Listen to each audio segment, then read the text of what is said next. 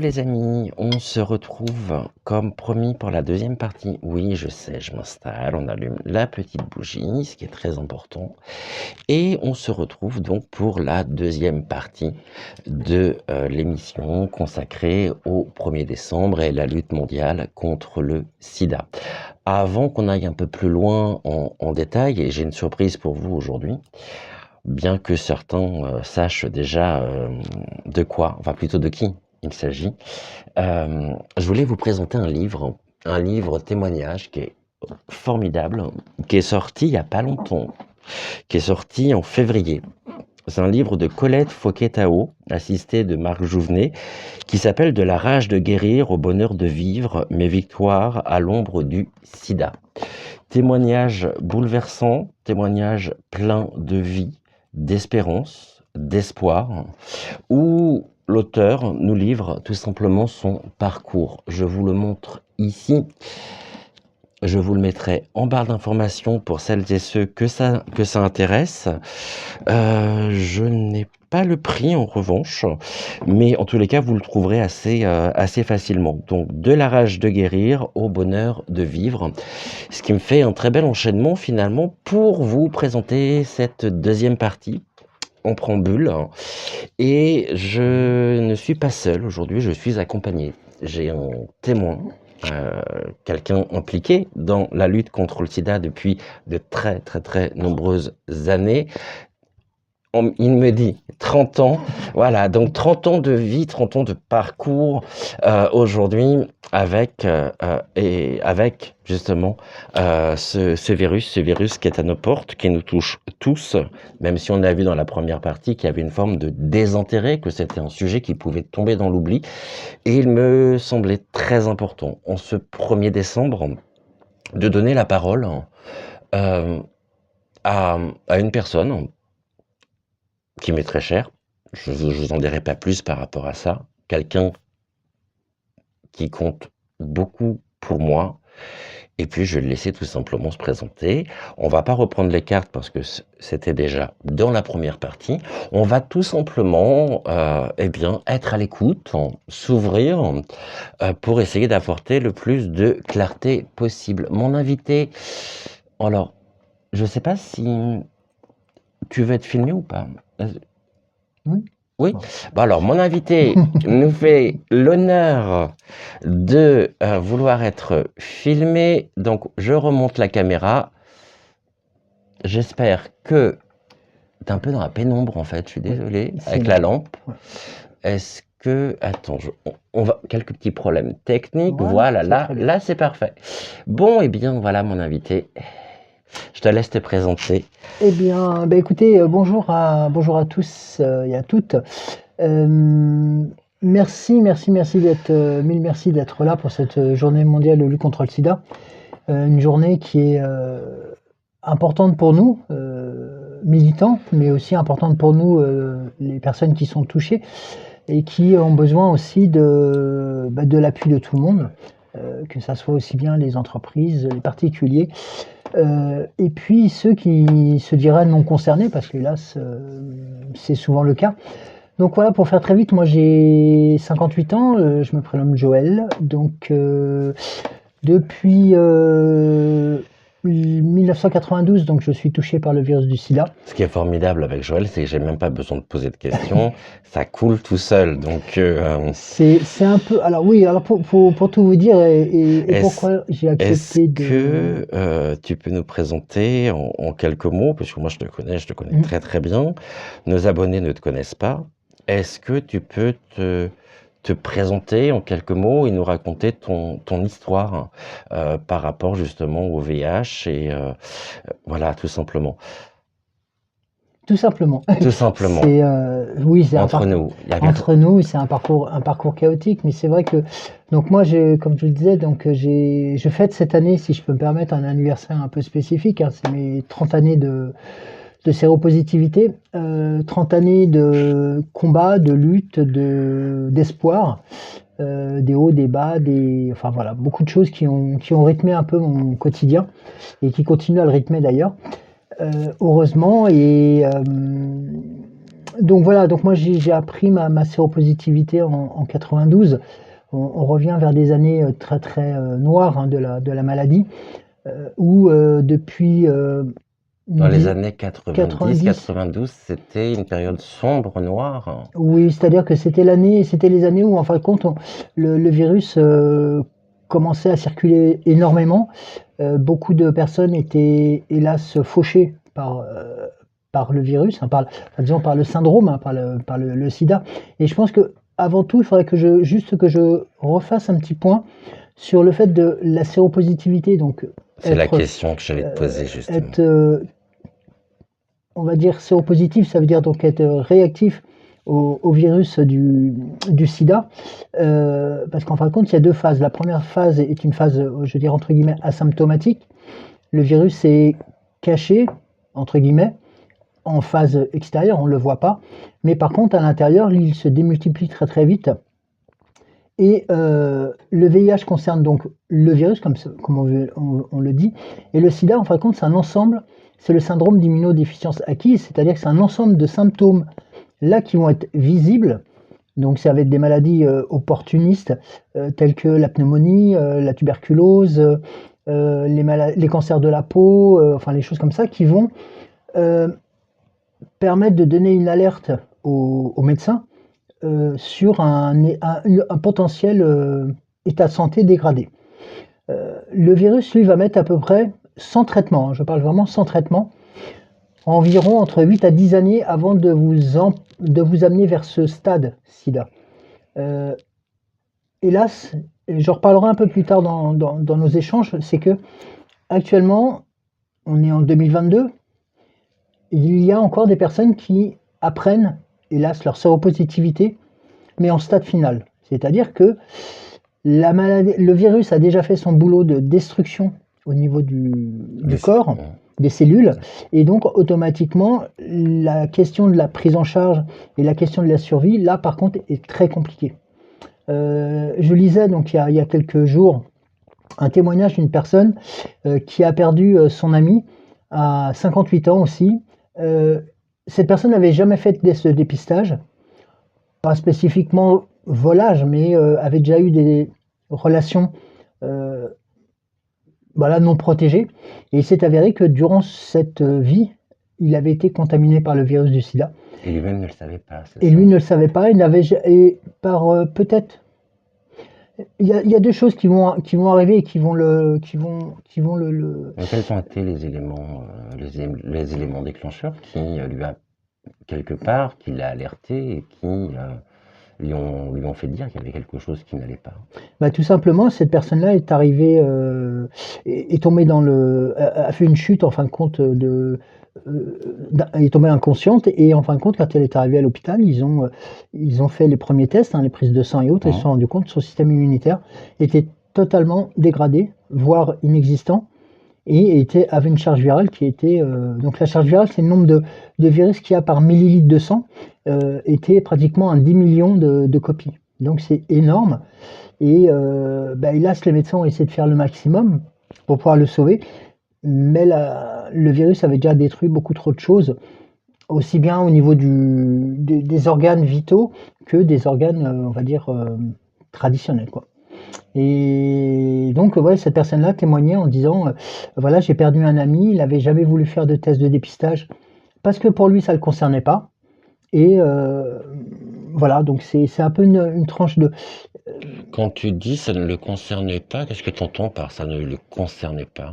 Ben, En quoi ça ne le concernait pas, justement? alors, ce qu'il faut savoir, c'est que le virus, hein, enfin, la séropositivité est souvent dans le collectif, hein, euh, associée à l'homosexualité, associée à la consommation d'usage de drogue, De stupéfiants. de stupéfiants, par Ou produits injectables. injectables. Donc, automatiquement, ça, c'est des choses qui nous poursuivent depuis les années 80. Faut pas oublier non plus que les manchettes des journaux à cette époque-là, c'était Bah, le cancer le gay. cancer gay. Il fallait trouver il fallait trouver un responsable.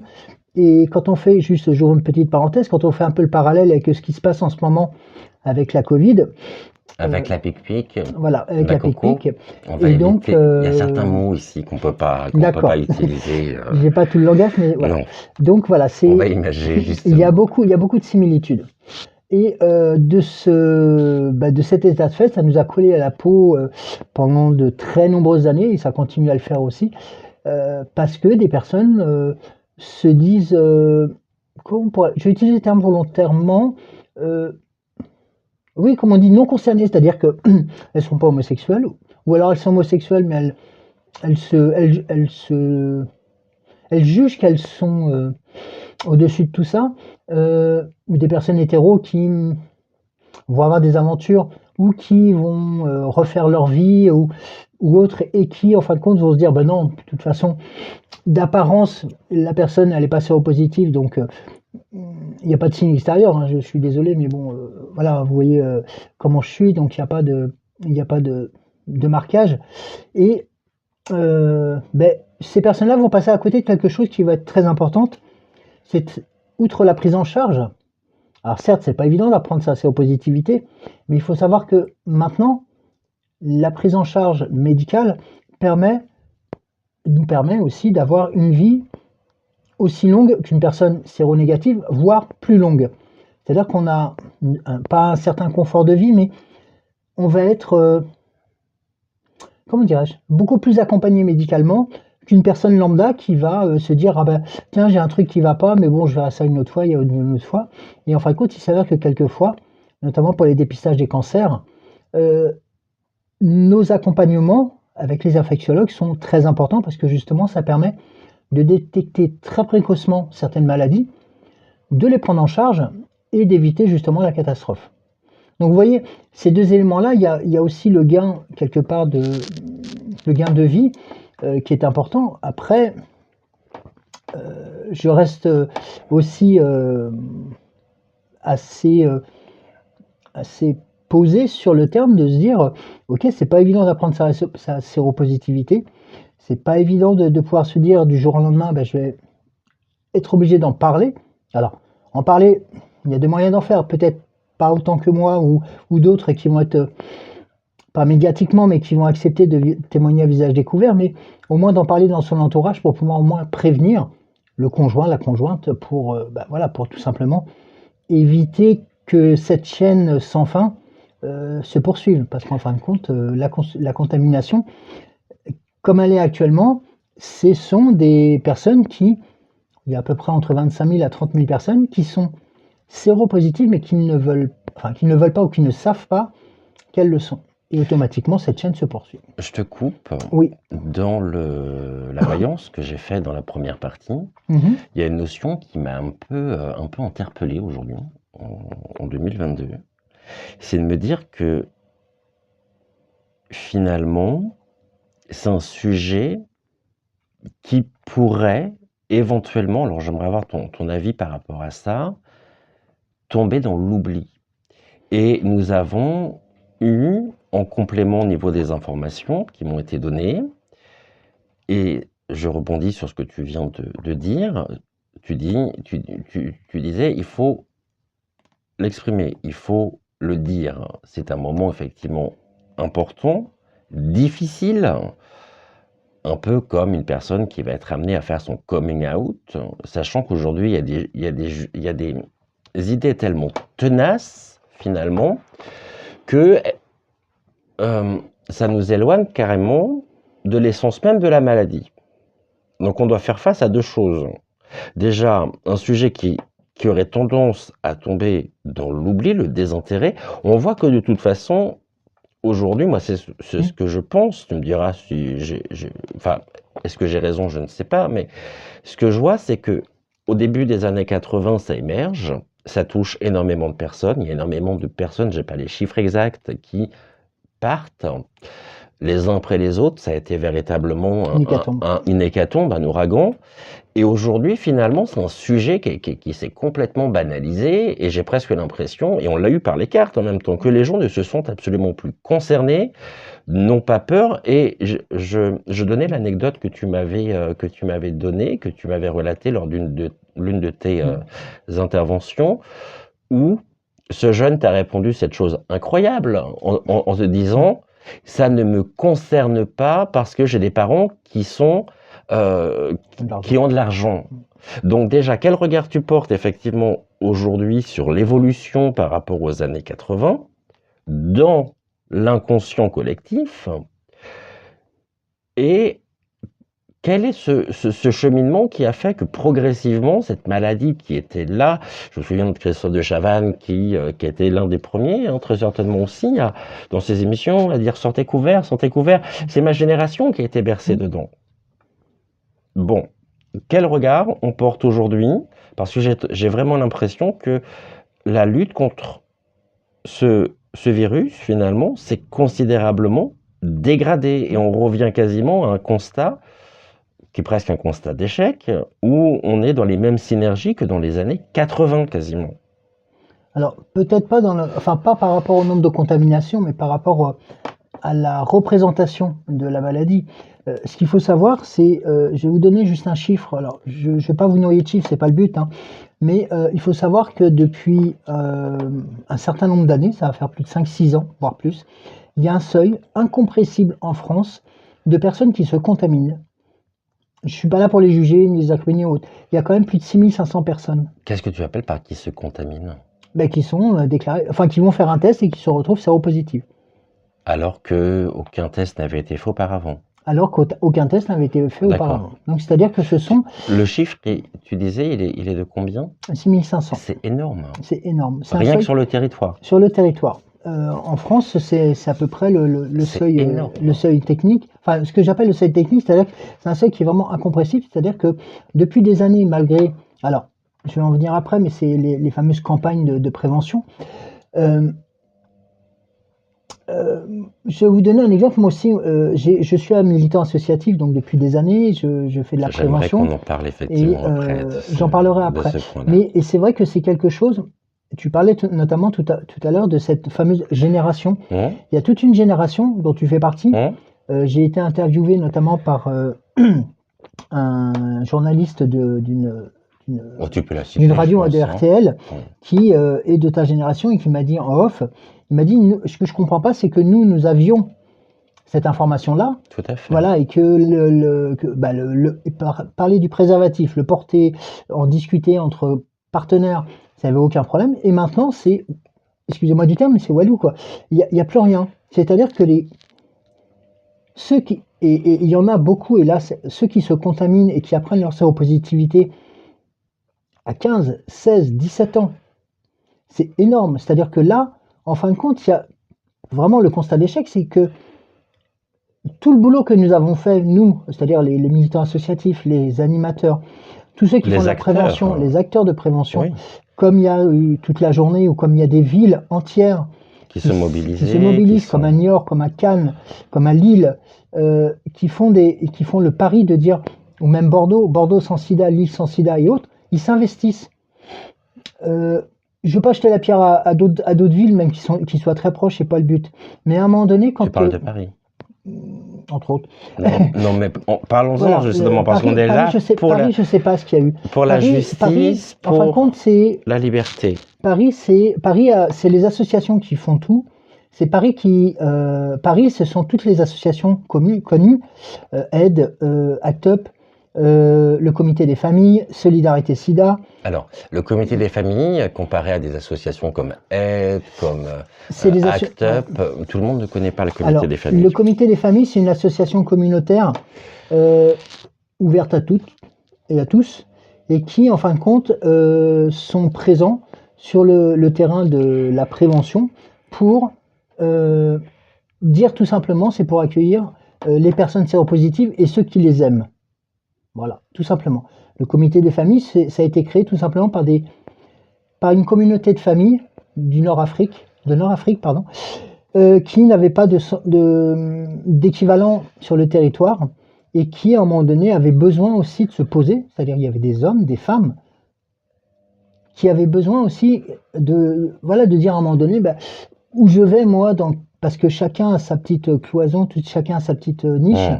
Et il y a très peu d'associations qui ont cette vision globale. de la maladie. Et c'est vrai Ouais. que les les Les associations associations. communautaires ont une liberté de parole qui est totalement différente que d'autres qui sont beaucoup plus cloisonnées parce qu'orientées sur tel ou tel sujet. Pourquoi communautaire? La communautaire, parce que vraiment, c'est vraiment je vais dire franchement, c'est toutes les nationalités. Ça peut être les gays, ça peut être les hétéros, ça peut être un Africain, une Africaine, je sais pas moi, un Libanais, une Libanaise. Enfin voilà, c'est vraiment Mais on communautaire. peut pas parler de communauté puisque finalement ça fédère et Oui, ça ouvre aussi une porte à des centaines de personnes de tout horizon différent finalement. oui. Communautaire, c'est que pour moi, dans le Ah, le terme sens communautaire, oui. communautaire, c'est comme si c'était adressé à admettons, à une catégorie de personnes. Tu parlais des Nord-Africains Hmm. tout à l'heure, comme si finalement c'était une association qui leur était adressée à eux principalement. Non, Donc c'est réducteur ce c'est dans terme ouais, communautaire. le terme communautaire est réducteur. En fin de compte, oui, c'est l'ouverture à tous, quoi. Moi, je l'entends comme ça. C'est-à-dire que dans Mais c'est l'état rigolo ce d'esprit, terme communautaire le quand terme même, communautaire, oui, c'est vrai que ça qui est peut porter à ressorti confusion. spontanément. Mm. Ça peut porter à confusion. Mais ce que je voulais en dire, c'est que justement, moi, je l'ai vécu pendant une quinzaine d'années. Enfin, je le vis encore maintenant, hein, lors de mes actions d'intervention, lors de mes interventions, que ça soit dans les collèges, dans les lycées, auprès des médecins aussi, des jeunes médecins, ou des IFSI, hein, donc les écoles Infirmière, de d'infirmières. soins infirmiers. Euh, ces jeunes voilà, qui rentrent dans la vie active, dans la vie active aussi sexuelle, il faut y penser, ils ont Ouais. besoin d'informations. L'information maintenant, on va dire, grosso modo, ah bah, il suffit d'aller sur Internet, et c'est vrai, hein, aller sur Internet, vous tapez SIDA, vous allez avoir certaines informations. Par contre, ce qu'il va y avoir, c'est que chacun va prendre ce qu'il a envie de lire. Notamment, ce qui est souvent retenu, c'est le VIH, enfin la séropositivité, se soigne. Alors, j'utilise le terme soigner parce que c'est souvent ce qu'on nous donne comme information. Se soigne avec un comprimé par jour, et puis on vit normalement. Alors, Est-ce qu'on peut parler justement de l'évolution aussi du traitement? Ceci dit, tu n'as pas mm, répondu à ma question. j'allais Je, répondre. je m'acharne parce que je voudrais pas qu'on perde cette notion-là. Mm. Comment aujourd'hui ce sujet est confronté finalement de la part de beaucoup à un oubli, à un désintérêt? Comment on a pu se désintéresser finalement de ce virus? Alors, là pour y répondre, je voulais prendre juste un exemple par rapport aux jeunes que je rencontre, et aux moins jeunes, hein, parce que bien entendu, c'est aussi l'important. Et puis après, on parlera voilà, donc qu'est-ce qui se passe depuis des années? Donc on a eu la période où les dirigeants de notre pays avaient pris à bras-le-corps la problématique du VIH. C'est-à-dire que, pour le nommer, monsieur Jacques Chirac avait, en étant maire de Paris et ensuite président de la République, c'était un sujet qui pour lui était très important. C'est-à-dire que il a fait le maximum pour qu'on ait une grosse visibilité, les associations, qu'on ait des messages de prévention récurrents et pas sporadiquement comme on peut l'avoir maintenant, et aussi qu'on puisse avoir la libre parole. Pourquoi je vous parle de ça? C'est tout simplement maintenant, qu'est-ce qui se passe? Lorsqu'on est présent ou lorsqu'on veut intervenir, moi je me rappelle, il y a une dizaine d'années ou une quinzaine d'années, les lycées, en fin de compte, parisiens ou autres, nous contactaient, nous disaient voilà, on voudrait une intervention VIH, alors pour le 1er décembre, mais aussi pour d'autres jours. Le 1er décembre n'est pas que la seule journée où on peut lutter contre le sida. Mais on en parle parce que c'est la journée mondiale de lutte contre le sida. Voilà. Donc, de ces événements-là, enfin de cet historique, progressivement, le changement des gouvernements ont fait que, les subventions ont baissé, l'intérêt peut-être aussi, mais ça c'est le gain que l'on a avec les traitements, c'est-à-dire qu'ils ont amélioré notre quotidien, certes, mais l'arrivée des multithérapies, là je ne parle plus des trithérapies, mais des multithérapies, c'est-à-dire les combinaisons de plusieurs médicaments, ont fait en sorte que que des personnes qui étaient mal en point, si je peux me permettre, voilà, ont pu récupérer une certaine Un solidité, une confort de certaine vie. confort, un Hein, confort de vie. Enfin, je parle de confort de vie avec beaucoup de guillemets aussi, hein. dans le sens où, bah, c'est vrai que l'avancée, et heureusement qu'on a ces scientifiques qui bossent sur ces virus-là pour nous permettre d'être encore là. J'utilise le terme volontairement. Et parallèlement à ça, bah, de l'autre côté, bah, les subventions, l'intérêt pour le VIH, les campagnes de prévention, bah, se sont estompées. Quand on regarde dans le temps, après la présidence de M. Chirac, ça a commencé à se dégrader de plus en plus. Les réformes des ministères de la Santé et autres ont fait que le sida, poum, poum, poum, on le mettait de côté parce que, voilà, parce que les associations s'en sortaient très bien. Bah oui, avec le nombre de bénévoles et tout ça, donc on arrive à faire des choses que eux ne sont pas capables de faire. Et je le dis volontairement. Mais comment elle Euh, pouvait s'en sortir très bien alors que les subventions étaient coupées et chaque année diminuaient? et ben tout simplement parce que bah, des associations ont fait bah, appel à des bénévoles et on revient sur le terrain de la lutte, enfin de la prévention, Hein? en se formant, en tout ça, mais tout ça, bah, par un capital temps que nous offrons à l'association, mais que nous offrons aussi à la lutte. Auparavant, il y avait un peu plus de crédit qui permettait, en fin de compte, d'accompagner les bénévoles vers quelque chose de beaucoup plus motivant, qui était tout simplement d'être reconnu en tant que tel.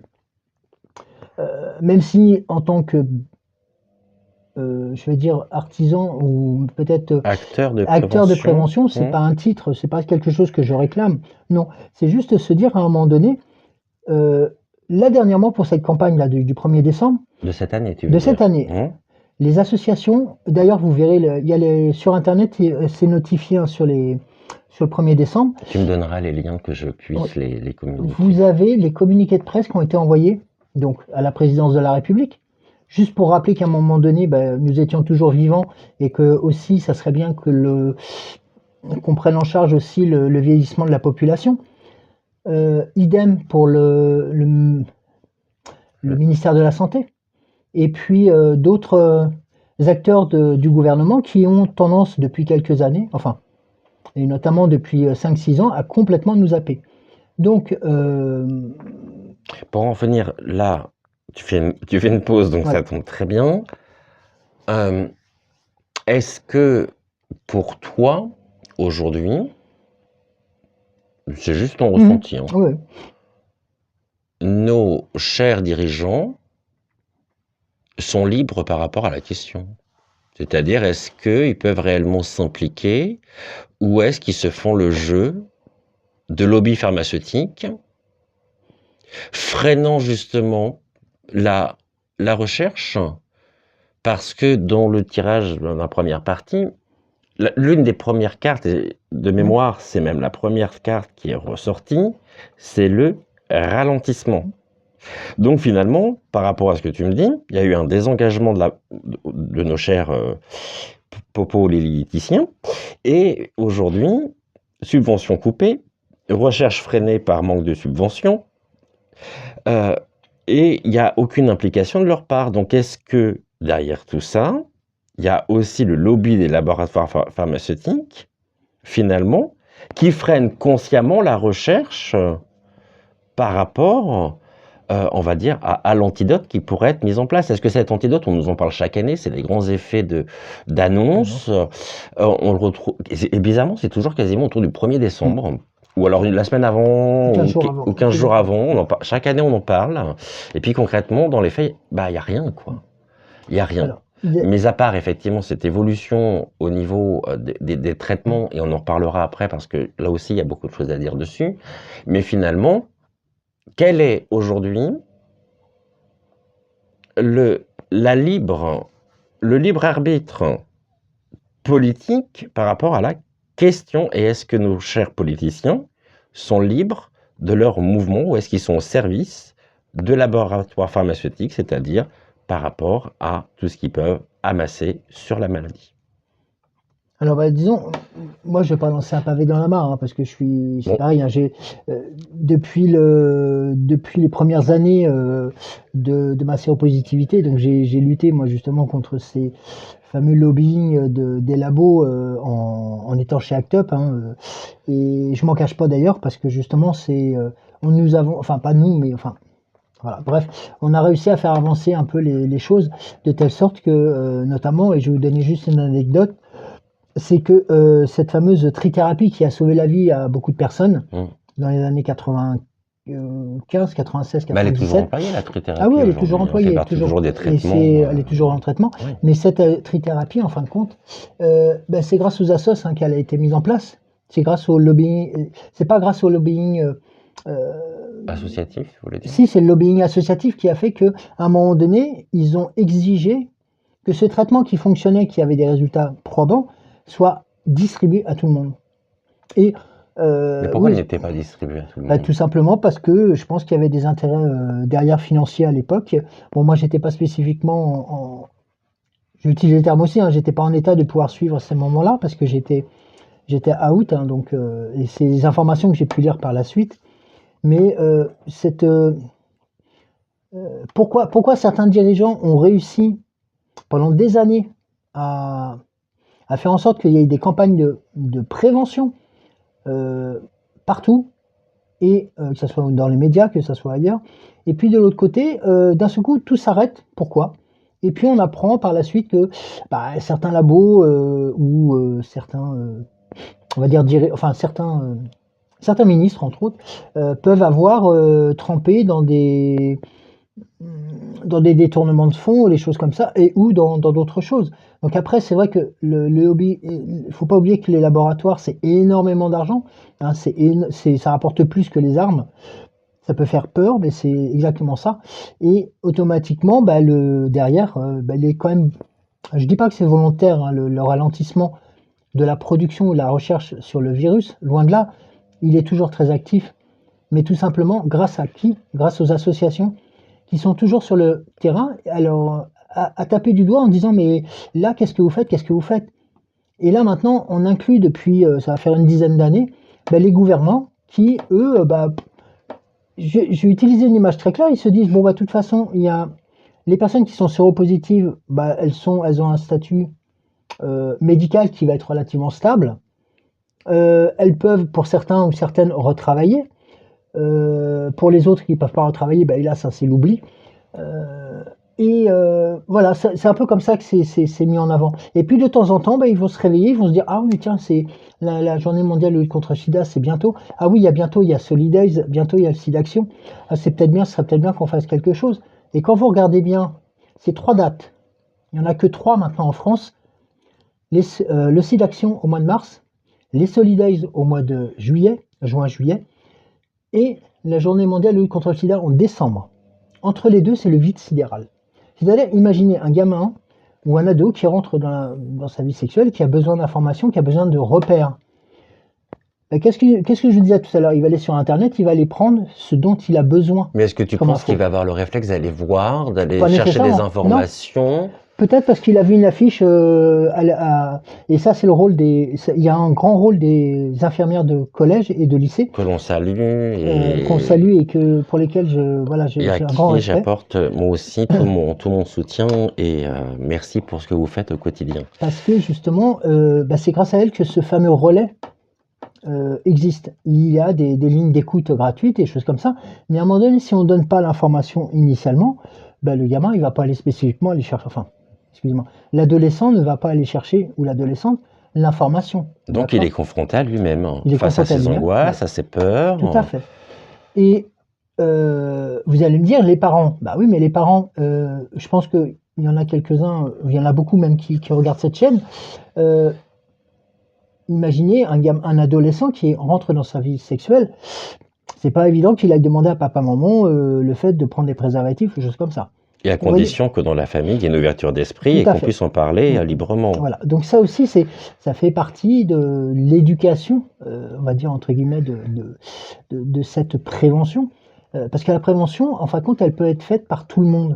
Bien Que sûr, l'on ait bien sûr. 15 ans, que l'on ait 20, 30, 40, 50, 60 ans, Oui, 70 ans. l'expérience Après, n'est pas la même voilà. en fonction d'une personne qui a 15 ans et d'une personne Non, qui est mais en mesure de pouvoir raisonner. Enfin, je dis pas qu'ils ne oui. peuvent pas raisonner par eux-mêmes, mais la maturité n'est pas la même. Mhm. Donc la démarche ne va pas être la même non plus. Non, enfin disons, par exemple, moi j'ai vu des ados prendre en charge des actions de prévention qui tenaient largement la route, hein.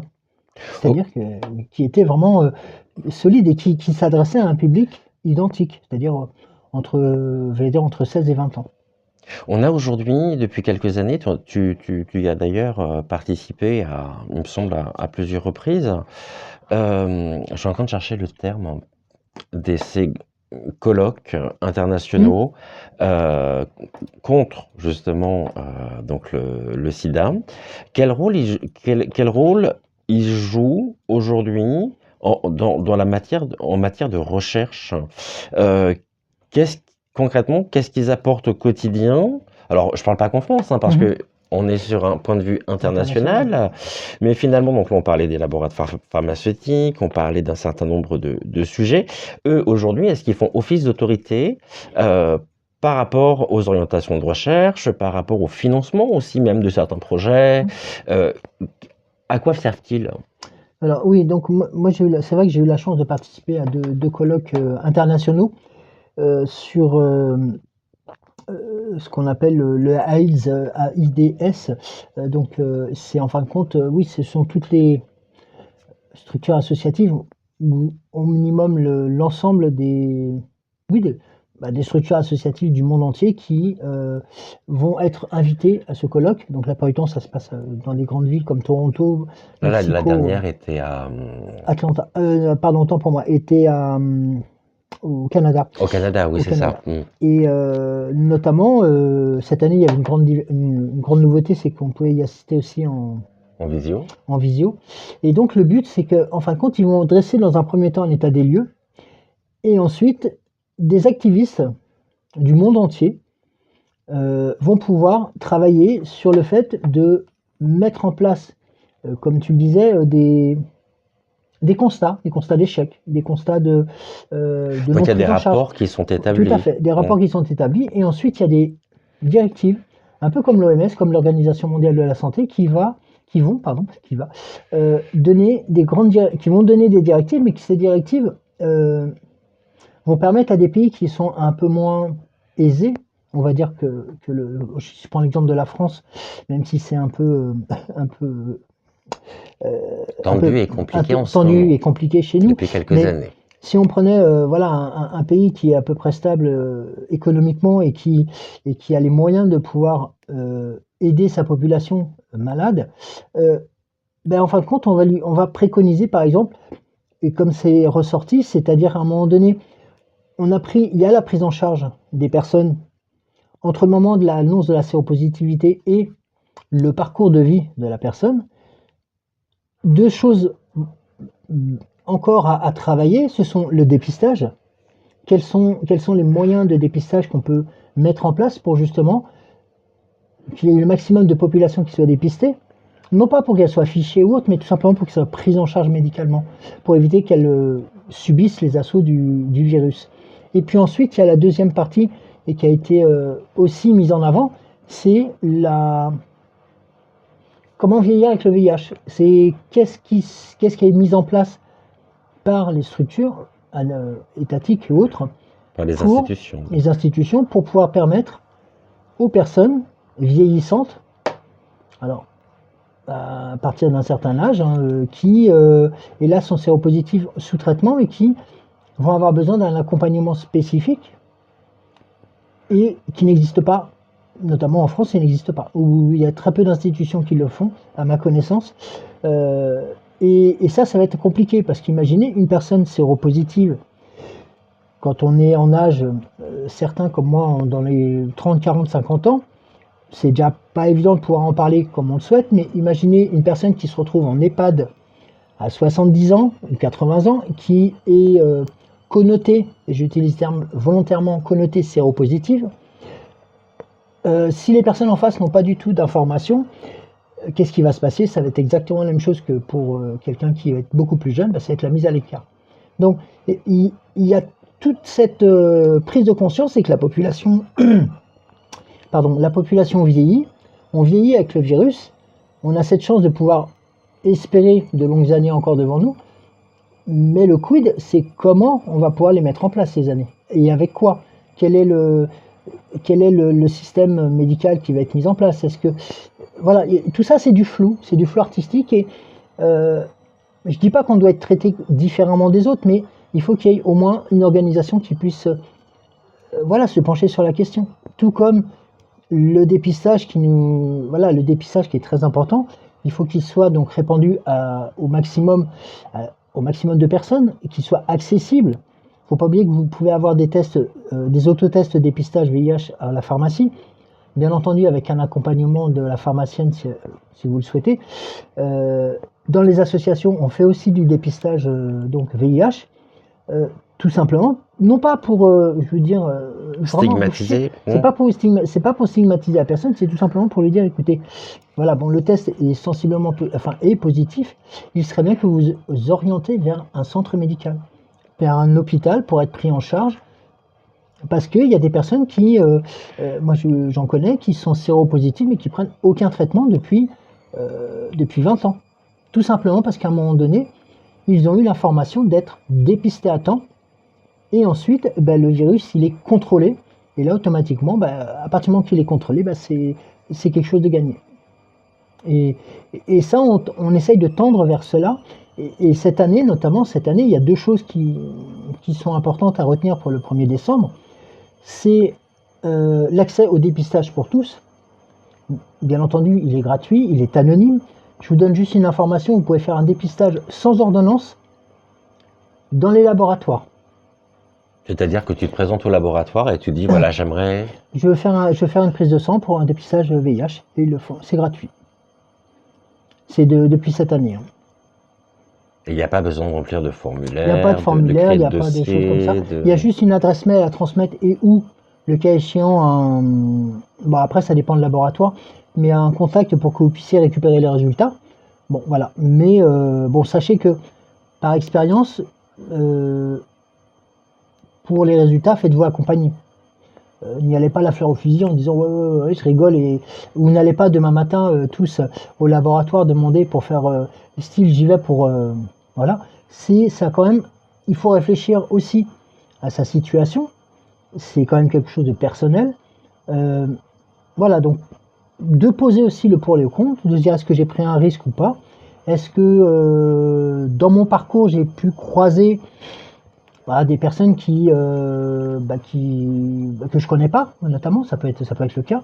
Et puis, n'oubliez pas, c'est que c'est pour vous rassurer, c'est votre vie après qui, je vais pas dire qui en dépend, mais c'est votre vie qui va être importante, parce qu'en fin de compte, dès qu'on a fait le premier test, c'est juste une piqûre, c'est vraiment dérisoire, mais on se rend compte que c'est pas grand chose, que le résultat, s'il est négatif, déjà, on est rassuré. Et puis au pire des cas, s'il est positif, il y a une prise en charge maintenant. C'est plus du tout comme on a pu les voir dans les films des années 80, où vous étiez parqué dans un endroit, où vous étiez... Ça, c'est terminé ce temps. Mais c'était une réalité ou c'était une fiction? Parce que tu parles de film. Oui, il y a eu... Dans les années 80, finalement. Et ouais. Ça me donne un très bon... Oui, c'était la réalité. Pardonnez-moi.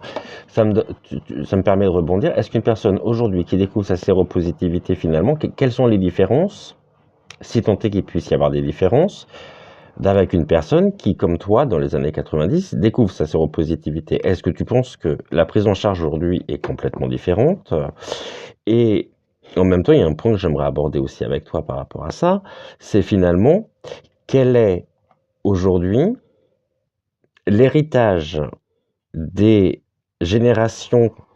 premières générations touchées, qui se sont battues, quel impact aujourd'hui ça a eu et ça a dans la vie justement des personnes qui se découvrent ou qui sont porteuses? Disons, il y a une chose, et ça je voulais en parler juste après, c'est que... Excuse-moi. Non, tout simplement c'est parce que c'est important que tu me le dises et que tu me le rappelles, parce que sinon j'allais oublier. Je vais juste vous donner une seconde anecdote. Donc comme je disais, je fais des interventions dans les collèges, les lycées, Non, je crois qu'on n'a quelquefois. pas parlé. Pas encore, bon, on y viendra très vite. C'est Ouais. que, lors d'une intervention avec, des ados, il y en a un qui m'a dit: «Écoutez, moi le VIH, c'est une maladie de vieux». Voilà, c'est une maladie de vieux. Alors je lui ai demandé: «Mais comment ça?» Il me dit: «Oui, c'est les années 80, j'étais pas né, donc pour moi le virus, Donc pour ça ne moi le le VIH, concerne pas, c'est ça? ça ne le concerne pas». Et ça, c'est souvent les informations qu'on nous renvoie. C'est important de se dire, à un moment donné, c'est pas le cas. Le virus, lui, il traverse les décennies, lui, il traverse les générations. Donc, Donc c'est bien ce que je disais, qu'il y a un désintérêt quand il y a un même. désintérêt total. C'est-à-dire que, mais oui, et le désintérêt total, il est aussi véhiculé par le manque de prévention qui devrait exister par, tout simplement notre système de santé. Notre système de santé, il est toujours basé sur la prévention. On n'arrête pas de nous le dire avec le Covid. À un moment Avec le donné, coco? avec la coco, pardon, il serait important de faire la même chose avec le VIH, de se dire à un moment donné, alors je vais utiliser un terme un peu stupide, mais de faire des piqûres de rappel, de se dire à un moment donné, pourquoi pas faire des spots comme il y avait avant, des spots télévisés, même reprendre ceux des années antérieures, ils sont toujours d'actualité. Moi, j'ai eu la chance de pouvoir j'ai pu la chance de les faire visionner à des ados lors d'interventions. Et ben des spots qui datent de 15 ans, ils ont le même impact que s'ils avaient été faits il y a 10 jours, quoi. Donc, avec les moyens techniques qui existent, moi je pense notamment comment il s'appelle, Super Zero et autres, qui est sur sur les réseaux sociaux. Il fait un boulot formidable. Tout simplement, c'est parce que il en a eu, enfin, on a pu échanger sur différentes choses, mais je pense que lui, il sera plus à même de pouvoir en parler. C'est qu'à un moment donné, il répond aux questions des ados. Et quand, voilà, et même des adultes, d'après ce que j'ai pu voir. Et c'est quelqu'un qui, à un moment donné, a accepté de donner, enfin, a accepté de visionner et de dire qu'il était séropositif et d'expliquer tout ce qu'il a pu rencontrer, lui, dans son parcours et de pouvoir le partager. Et il fait voler en éclats en plus toutes les idées reçues. Toutes les idées reçues. Et il est sur 2 réseaux. Je crois qu'il est sur TikTok. Il est sur TikTok, oui. Moi, je l'ai découvert sur TikTok. Moi aussi, d'ailleurs, sur TikTok. Et moi, je pense que c'est par ces moyens-là qu'on arrivera, qu'on arrive, c'est déjà si on arrive à faire baisser ce seuil incompressible, ça serait déjà bien. Et puis ensuite, de faire reprendre conscience aux jeunes, et aux moins jeunes, parce que ça, c'était la deuxième partie, et ça, j'en parle tout de suite là, que le virus, il touche tout le monde. À partir du moment qu'on est en âge d'avoir Quelle une que soit la sexualité, couleur de peau, l'âge, la l'orientation, classe sociale, l'orientation. il ne fait pas de différence. Et là, j'en viens justement à cette. Moi, je le sais depuis hier, hein, parce que j'ai vu le communiqué de presse. La population la plus touchée, donc notamment en France, dans notre territoire, ce sont les plus de 50 ans. C'est-à-dire que les plus de 50 ans vont apprendre leur séropositivité, souvent dans un parcours de vie qui est un peu avancé. Ce que tu disais tout à l'heure, parce qu'il y a un problème qui se présente à eux et qui vont justement commencer à faire des examens, et c'est là qu'ils se rendent compte que malheureusement, c'est le VIH et pas autre chose, et pas le vieillissement. Et de l'autre côté, c'est que quel est le message qu'on peut aller transmettre justement à ces personnes? Est-ce qu'il n'y a pas une forme de déresponsabilisation par rapport à la situation, justement? On en vient à ce qu'on disait tout à l'heure, c'est qu'à un moment donné, on a ce leitmotiv ou cette première chose qu'on va dire en avant, ça me concerne pas. Oui, c'est ça. Si, ça vous concerne, tout simplement parce que la vie maintenant actuelle fait qu'on peut changer de partenaire. Ok, on peut refaire sa vie. Mais qu'est-ce que l'on sait de la vie antérieure de la personne? Voilà. Est-ce qu'on a réfléchi aussi soi-même sur sa prise de risque? Est-ce qu'on a eu, je sais pas, des aventures non protégées? Est-ce qu'on a utilisé des produits injectables? Enfin, tout ça, c'est la réalité. On n'est pas là pour juger, on est là juste pour dire qu'en fin de compte, il existe des situations à risque. Et ces situations à risque, à partir du moment qu'il y a transmission de liquide corporel, séminal, donc pour le garçon, les liquides séminales, le sperme, pour la fille, pour la jeune fille, la fille ou la femme, les sécrétions vaginales, le sang, Dans un autre registre, on n'a pas encore, enfin, ça n'a pas complètement évolué, mais c'est le lait maternel. En Oui. France, c'est quand même beaucoup moins usité, mais voilà, il faut savoir que ça, ce sont les liquides. Après, les portes d'entrée, les portes de sortie, ben, ce sont nos muqueuses. Ça va être la bouche, ça va être les yeux, les oreilles, le nez. Ça fait rire tout le monde, toujours ces genres de choses, mais ce sont des muqueuses. C'est-à-dire que c'est des possibilités de portes d'entrée. Alors, je dis pas que, voilà, mais ce sont des possibilités. Je dis bien des possibilités. Ensuite, bah, il y a donc le gland, le vagin et l'anus. Donc, à partir du moment qu'on a ces éléments-là, et que sur une pratique avec une personne, on a eu ces croisements d'éléments, hein, c'est-à-dire, on va dire une pénétration sans préservatif, pénétration vaginale sans préservatif, et ben qu'est-ce qu'il va y avoir? Il va y avoir donc liquide séminal, vaginal, deux muqueuses. Si l'un des deux est séropositif, le virus, lui, il est planqué dans les muqueuses, hein, de toute façon, et dans le corps humain, partout. Et ben en fin de compte, il peut grandement aller passer de l'autre côté et transmettre, aller faire des petits chez le côté, chez le copain, non, ou la copine. Donc vous voyez, ça peut paraître anodin, ça peut paraître simple, mais à partir du moment que nous connaissons ces bases-là, alors que le seul moyen de pouvoir s'en protéger, bah, c'est le préservatif. Le préservatif sera là pour barrer la route. Voilà.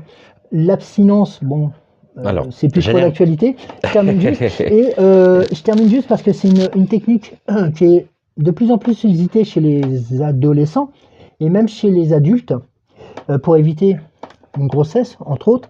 C'est ce qu'on appelle le retrait avant éjaculation. Ah oui. Bon. D'accord? Très mauvaise idée. Très, très, très mauvaise idée. Pourquoi? Reprenez les éléments que je vous ai donnés tout à l'heure. Le garçon, quand il est excité, il va mouiller. Donc, cette sécrétion va être, s'il est potentiellement contaminé, bah, elle est contaminante et peut être transmise. Parce que on ne contrôle pas ce genre de liquide. L'éjaculation, on peut la contrôler, mais pas ça.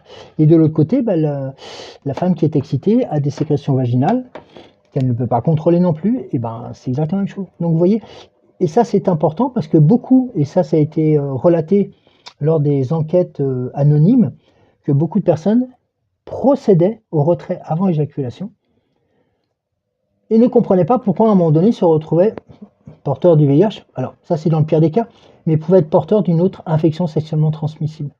Tout simplement parce qu'il y a les deux vecteurs, la muqueuse, le liquide, la pénétration.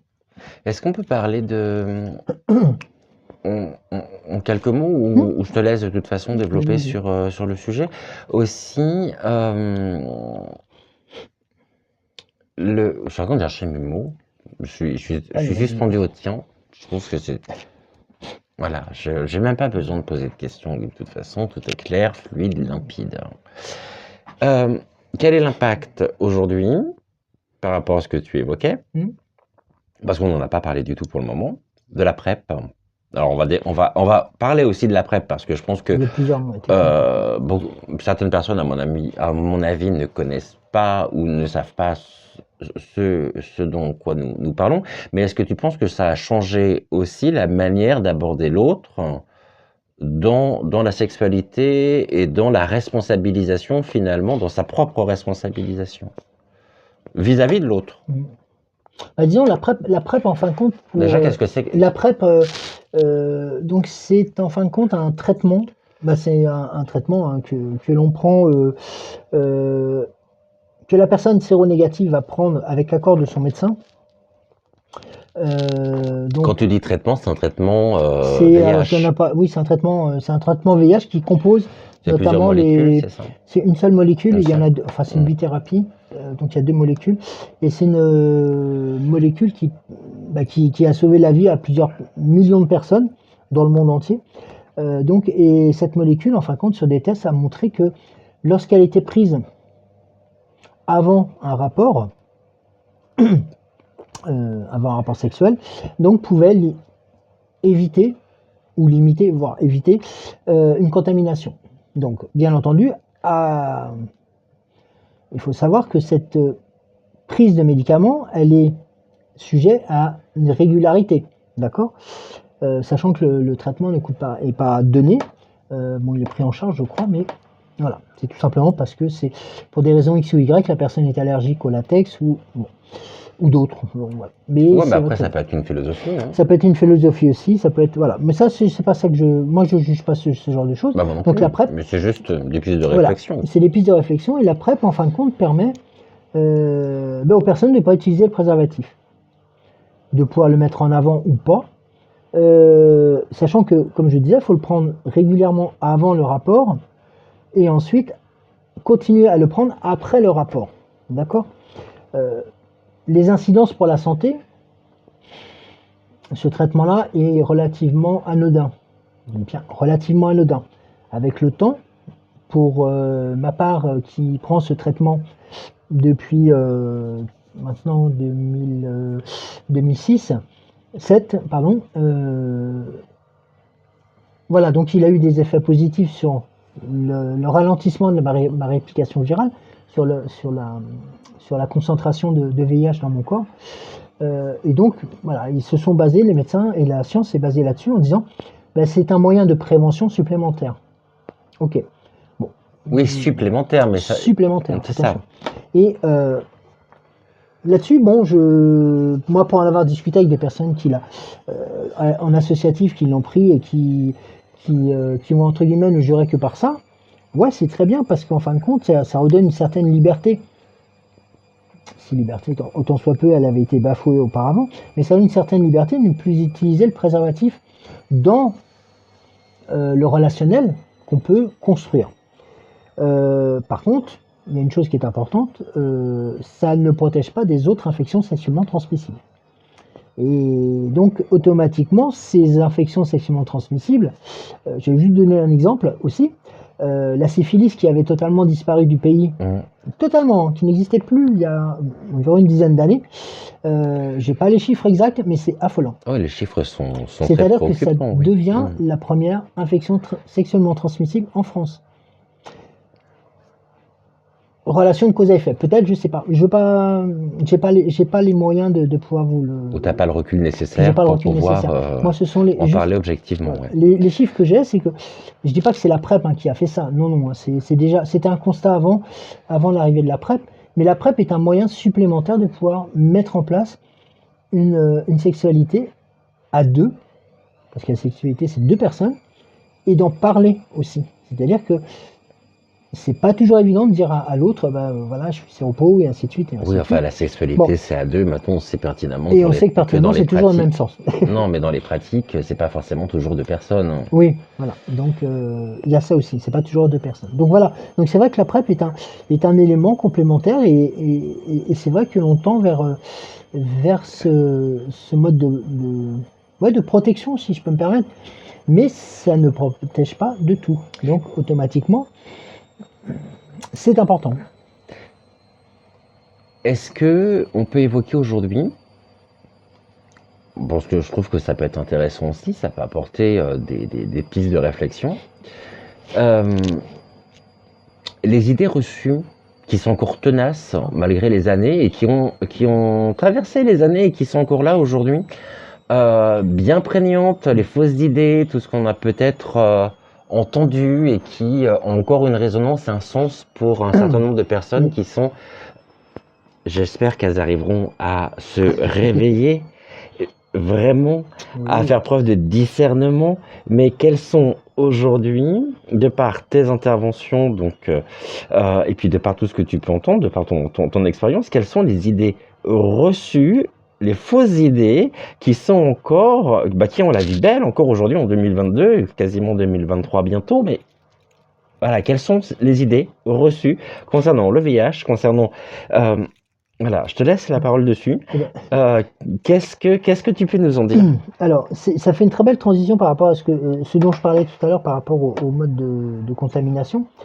Alors, pour certaines, vous vous rappelez peut-être que les conseils, si on peut parler ainsi, à l'époque, dans les années 80-90, de faire attention à une personne séropositive qui l'annonçait, c'était grosso modo, il fallait tout laver à l'eau de javel, il fallait jeter les couverts, les draps, enfin, voilà. Je dis, il y a beaucoup de parallèles avec la coco. Et Stop. Stop, parce que finalement, la question que j'ai envie de te poser Oui, là, maintenant, c'est est-ce que toi, dans ton histoire, tu as été confronté oui. précisément à ça?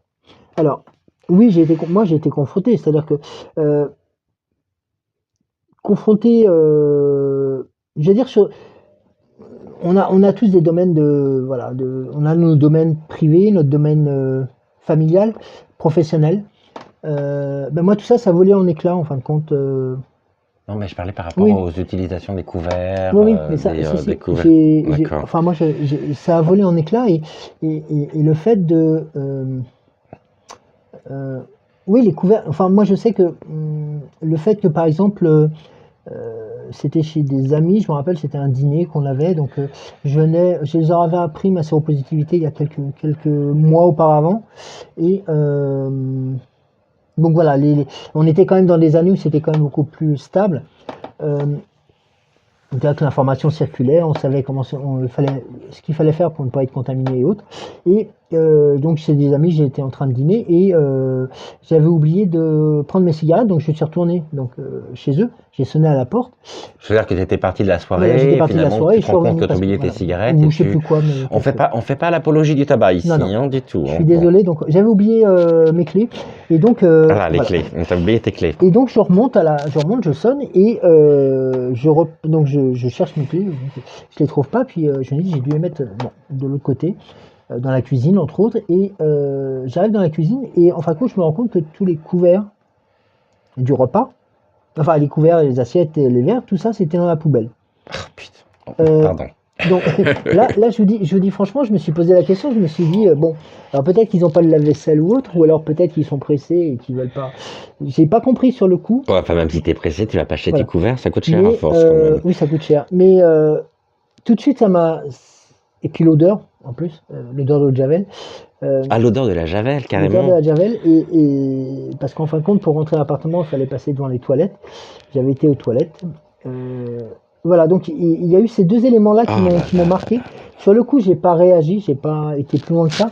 Mais c'est des images qui font partie de ouais, des choses violentes que j'ai pu vivre. Euh, et c'est important qu'on en reparle là parce que ça, c'était dans les années, on va dire, allez, dans les années 2000, 2002, 2003. On est en 2022.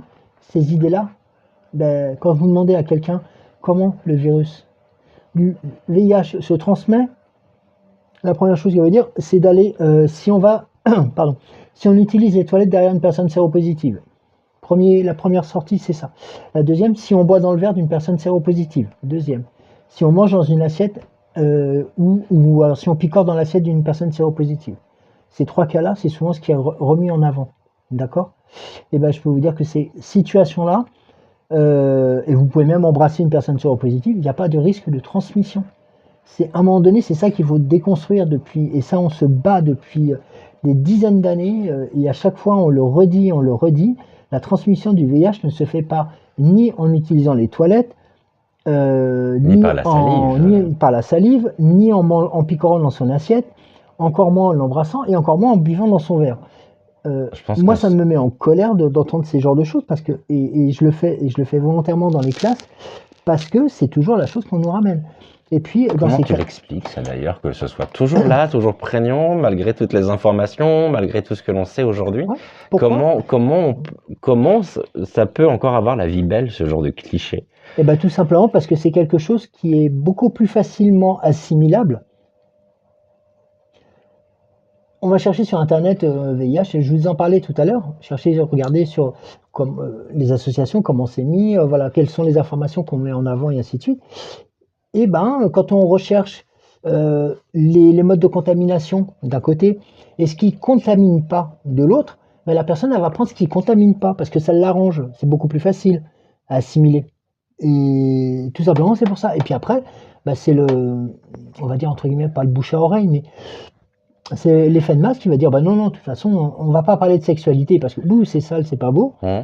mais on va parler des choses qui sont quotidiennes, c'est-à-dire bah, le fait de, même si on a une sexualité quotidienne, hein, eh ben, on va parler des choses qui sont bah, le repas, les verres entre amis, bon, je parle pas des toilettes, hein, mais c'est autre chose, mais voilà, c'est des choses qui sont beaucoup plus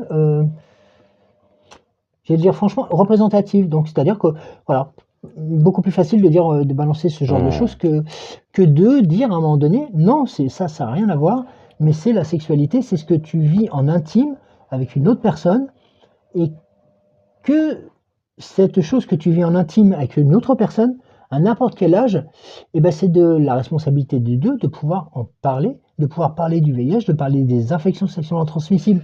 Certes, c'est pas glamour le jour du premier soir, mais à un moment donné, c'est quand même important, ben dans ces cas-là, de mettre ça un tout petit peu avant d'en parler. Et puis l'instant présent, ben on n'y pense plus. Mais c'est vrai que c'est pas facile de le faire.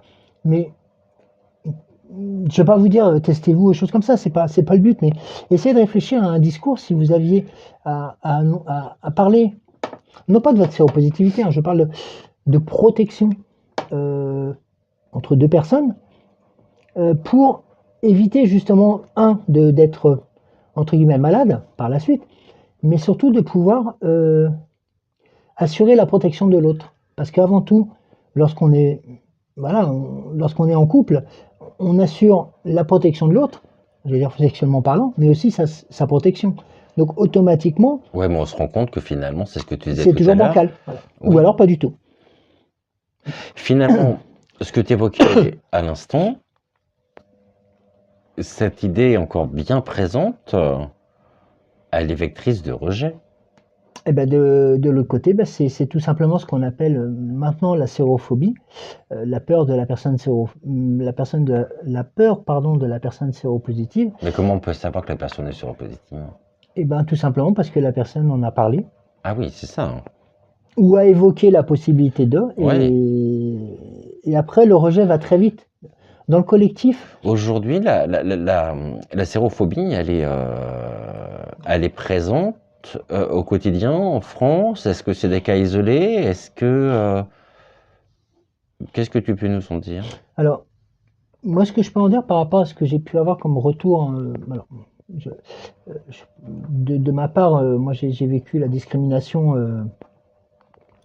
professionnelle il y a un certain nombre d'années en arrière. La sérophobie actuelle, elle est, je vais peut-être surprendre beaucoup de personnes, mais elle est, et là j'ai utilisé le terme volontairement, Mm. communautaire. Je m'explique. Euh, une population hétérosexuelle ou homosexuelle ou bisexuelle, Mm. parce qu'il y a plusieurs sexualités, heureusement. Au sein même de ces populations, bah, il y a des personnes séropositives. Hein. De toute façon, c'est comme ça. On peut. Partout où il y a des hommes avec un H Voilà, majuscule, où il y aura... exactement. Bien sûr. Donc, ou des F majuscules avec des Oui, femmes. non, mais quand je dis des hommes, c'est Oui. l'humanité. L'humanité. Mm. Donc, automatiquement, alors automatiquement non, parce que ça ne devrait pas se faire, la personne qui va être séropositive dans une de ces catégories, excusez-moi du terme, dans ces classes homosexuelles, bisexuelles, hétérosexuelles, en fin de compte, va être pointée du doigt comme étant, entre guillemets, toujours, responsable de ce qui peut se passer. C'est-à-dire que, je vais aller plus loin dans mon raisonnement, c'est-à-dire que, et je l'ai entendu plusieurs fois, c'est que la personne séropositive, elle est responsable de ce qui se passe. C'est-à-dire que s'il y a toujours des personnes qui sont séropositives, c'est de sa faute. Même si on n'a aucun lien entre les deux, mais c'est de sa faute parce qu'à un moment donné, bah, elle a été touchée par le virus et elle n'a pas été, pareil, assez consciente pour se protéger, pour éviter de le transmettre. Ah, c'est ça. Moi, je suis désolé, mais alors, et ça, c'est quelque chose que je déconstruis immédiatement, que ce soit avec des ados ou des adultes. Imaginez que vous ayez une maladie qui se transmet, sexuellement parlant. Mm. Est-ce que vous êtes assez, euh, en le sachant, bien entendu, hein. Alors, je dis pas qu'il faut se planquer derrière le non-dépistage, mais vous savez que vous êtes séropositif, C'est-à-dire que la personne a conscience. qu'elle est séropositive, C'est mais ça. elle va aller vers une personne séronégative, ne pas avoir de rapport, enfin d'avoir un rapport Ouais. sans l'informer. Bon, pour avoir vécu ce que l'on a vécu, hein, je parle de l'ensemble des personnes séropositives, pour une fois que j'utilise l'ensemble, parce que je peux pas parler au nom des autres personnes, c'est totalement inconcevable. On va pas aller volontairement aller, comme je l'ai entendu une fois, vous me venger parce que quelqu'un m'a contaminé pour aller contaminer quelqu'un d'autre. On n'est pas dans enfin, je pense qu'on est assez intelligent et on est assez lucide pour pas aller acter sur quelque chose comme ça. Donc, Tu veux dire que finalement, la personne en elle-même qui a conscience finalement qu'elle est porteuse, euh, aurait ou souhaiterait finalement presque une réparation personnelle en transmettant le virus sciemment? alors, il y a des personnes qui vont raisonner comme ça. Oui. D'accord. Il y a des personnes qui vont raisonner comme ça. Alors, heureusement, c'est pas la majorité des cas, mais j'ai juste pris cet élément-là, c'est Ouais, pour c'est juste pour ça que je rebondis dessus, justement. illustrer le fait de la sérophobie, c'est-à-dire la peur de l'autre personne séropositive, c'est-à-dire que dans la même communauté, en fin de compte, on va mettre à l'écart l'autre personne parce qu'elle est séropositive, parce qu'elle n'a pas la même vue. Je vais utiliser aussi un terme volontairement choquant, c'est qu'à un moment donné, elle a fauté. Je l'utilise volontairement Donc ce là, il y a terme. quand même le poids de la culture Voilà, judéo-chrétienne tout à qui fait. pèse Alors, énormément. entre autres, la culture judéo-chrétienne, S'il y a faute, il y a péché. il y a faute, il y a péché, mais et on revient à ce qu'on disait dans les années 80, 90, Ouais. c'est que c'était une maladie sale. Ça touchait la sexualité, Donc un sujet tabou. un sujet tabou, et pourquoi ça avait été mis en avant sur, entre guillemets, la communauté homosexuelle à l'époque, et encore maintenant, tout simplement parce que ça a été la première communauté à prendre en main et à prendre en charge l'ensemble des personnes séropositives, hommes, femmes, enfants, quelle que soit leur couleur, quelle que soit leur origine, pour pouvoir mettre en place des actions de prévention, comme ça l'est toujours, et de pouvoir s'adresser à tout public. Et ça, c'est quelque chose que j'ai vu évoluer moi de plus en plus, et c'est ce qui a permis à d'autres personnes qui étaient un peu plus frileuses sur le discours, de pouvoir évoluer et de se dire à un moment donné, oui, maintenant le VIH, ça touche tout le monde, et on doit donner cette information à l'ensemble de la population. C'est pas parce que, je vais dire une bêtise, moi je suis une bêtise, j'ai 40 ans, je vais parler qu'aux 40 ans. Non, le but c'est de parler à l'ensemble des personnes. Parce que ce qui va me concerner là maintenant, et ce qui me concerne avant, j'ai eu un vécu. Ce vécu-là, d'autres vont le vivre, j'espère pas. Et puis il y aura l'après. L'après, il y en a d'autres qui l'ont vécu assez difficilement et autres, et j'espère ne pas le vivre. Tout simplement parce que c'est pas que je connais, mais on a réussi grâce au témoignage, à la transmission d'informations, à tracer, je dirais pas un parcours type, mais à se dire voilà, qu'est-ce qui est fait actuellement pour permettre à une personne séropositive de vivre normalement, de vivre sa vie de couple, d'avoir des enfants, parce que maintenant on peut avoir des enfants depuis quelques années en arrière, sans avoir recours à l'insémination artificielle. C'est un succès phénoménal. Imaginez que des garçons ou des filles qui pendant des années ont été obligés de mettre le préservatif, qui avaient envie de fonder une famille et qui ne pouvaient pas le faire, donc il fallait passer par toute la procédure médicale, et qui maintenant ont la possibilité de faire comme tout le monde. Et ça, c'est une avancée qui est fantastique. Et de créer un foyer en étant séropositif, l'enfant, lui, naît, certes avec les anticorps de la maman, donc il va être séropositif, il va être mis sous traitement pendant 3 mois, et après, c'est son système immunitaire qui va lui-même éradiquer le virus. Donc ça fait partie des avancées les plus fortes, les plus belles et remarquables. Les plus remarquables, oui, les plus belles de cette lutte contre le sida. Et tout simplement parce que à un moment donné, il y a des médecins, il y a des patients, il y a des médecins et des patients qui à un moment donné se sont dit moi j'en ai ras-le-bol du préservatif, il faut qu'on trouve un système, il faut qu'on trouve quelque chose. Et il y a eu des recherches qui ont été faites, et c'est grâce à ces échanges-là entre médecins, patients, médecins, que l'on a pu et qu'on continue à avancer par rapport à la lutte contre le sida. Et je pense que on en parlait tout à l'heure, mais l'éradication, si je peux me permettre le terme, j'espère qu'elle est pour bientôt. Mais quand on voit le seuil incompressible de personnes qui sont encore touchées par le virus, mais qui ne se dépistent pas, et qui ne se savent pas séropositives, c'est compliqué. C'est ces personnes-là qu'il faut aller chercher. C'est ces personnes-là à qui il faut non pas leur coller un test dans les mains ou des choses comme ça, ou les prendre par la main, de leur dire tout simplement, voilà, de réfléchir sur un mode d'information sans culpabiliser les gens. Parce que plus vous les culpabilisez, et plus bah, vous aurez un résultat inverse. Imaginez, les accidentés de la route, si je prends un exemple, tous les automobilistes sont responsables des 3 ou 4 000 morts qu'il y a sur les routes. Tous, je dis tous sans exception. Bah, vous allez voir que dans 3 jours, les limitations de vitesse, elles explosent.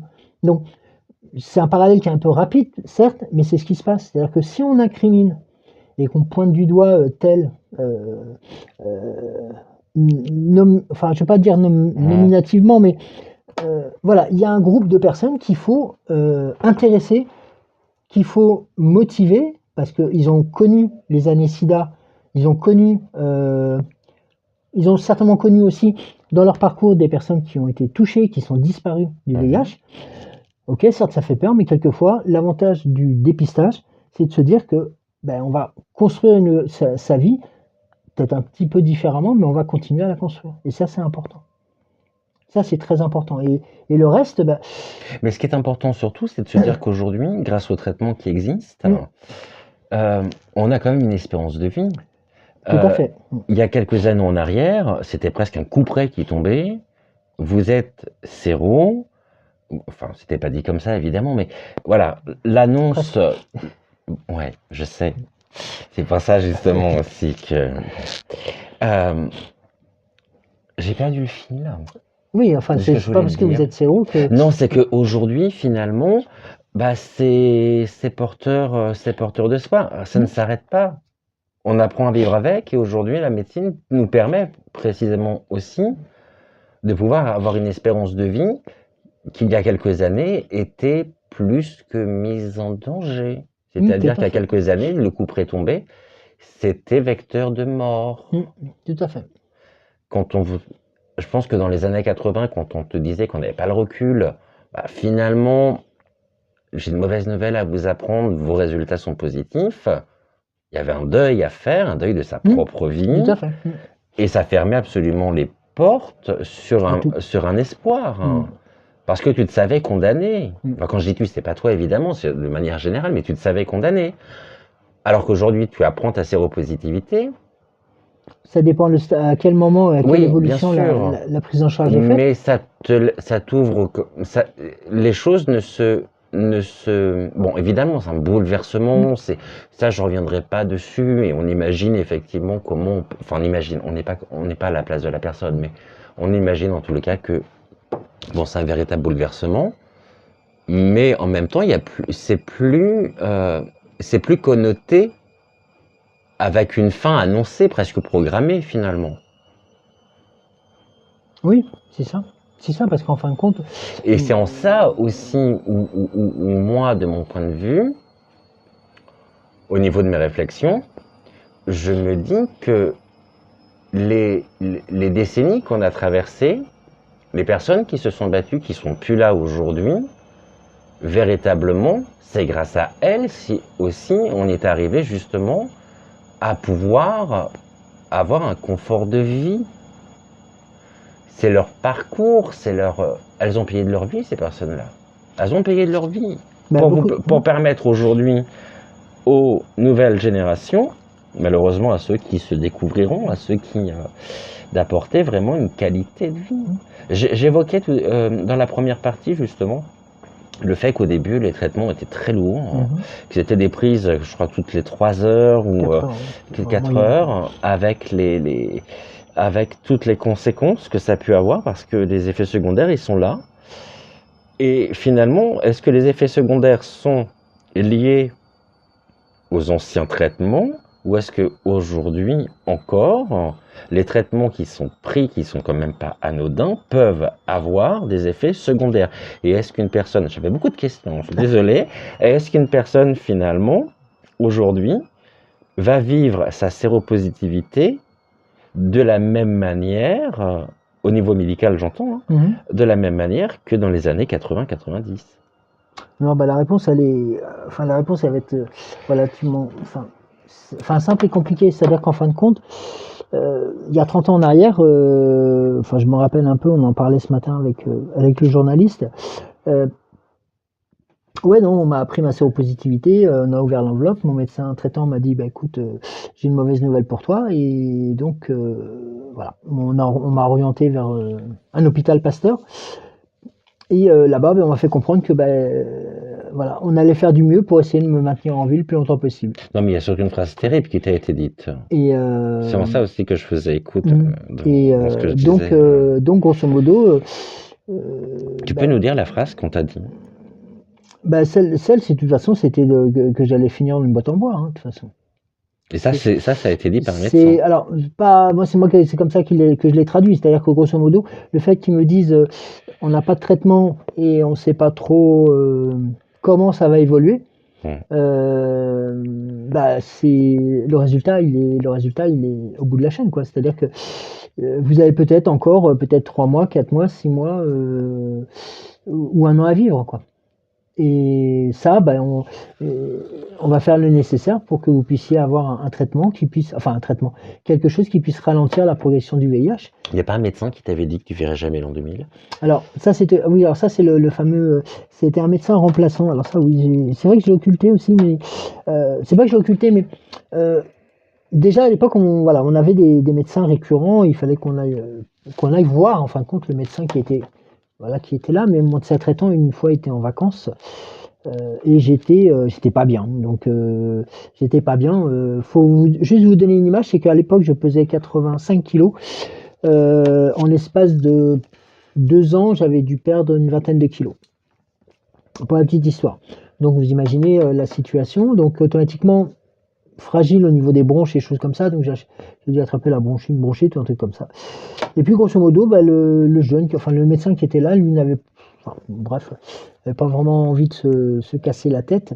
Et il m'a dit de toute façon, vous savez, je vais vous faire la prescription, mais de toute façon, vous ne verrez pas l'an 2000. C'est terrible, c'est-à-dire que sur le coup, quand on vous lance ça dans les dents, on était quelques mois avant l'arrivée de mon sida. Quand vous n'êtes pas bien, quand il y a plein de choses qui vous traversent la tête et qui vous disent que vous allez certainement être dans une phase pas très bien, pas très bonne dans quelques années après ou quelques mois après, là vous vous dites c'est soit j'y retourne le bureau sur la tête, soit et puis en fin de compte on n'a même plus la force de faire ça parce que c'est tellement odieux, c'est tellement violent que comme un dentiste qui m'avait rétorqué, écoutez, je suis désolé, mais j'ai pas le double du matériel, donc je peux pas vous soigner. Un dentiste qui n'a pas le double du matériel, attendez, je lui dis, mais attendez, c'est-à-dire que grosso modo, j'aurais rien dit, vous m'auriez soigné, et la personne d'après, vous la contaminiez. J'ai dit non, votre matériel, il est stérile, et il est stérilisé après chaque personne. Il vaut mieux, oui. Il vaut mieux, hein.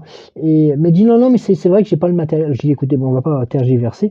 Moi j'avais une rage de dents, il fallait la soigner, mais il m'a pris à 8h le rendez-vous initial était à 10h du matin, le second était à 20h le soir. Donc voilà, et je peux vous assurer que le matériel, il l'a pas gardé, il l'a balancé, hein. Enfin vous savez les boîtes les contingents, les plateaux pour débarrasser tout bazardé. les caissettes. Je lui dis mais vous savez que ça se désinfecte. Il m'a dit non, je garde rien. Bon, ok. Donc voilà. Après cette personne-là, moi je l'ai pas loupé, hein. Je vais vous dire franchement, le médecin, j'ai pas eu la réaction, j'ai pas eu la réactivité assez prompte de pouvoir avoir une action contre lui. Mais le dentiste, je l'ai pas loupé, quoi. Et le dentiste, oui, je lui ai fait comprendre qu'il n'avait pas sa place dans le monde médical, hein. Donc voilà, tout comme la personne qui lui a apporté mon dossier médical, qui traverse toute la salle d'attente, qui était vraiment très longue, hein, parce que je m'en rappelle, avec mon dossier avec un gros plus rouge au milieu. Bon.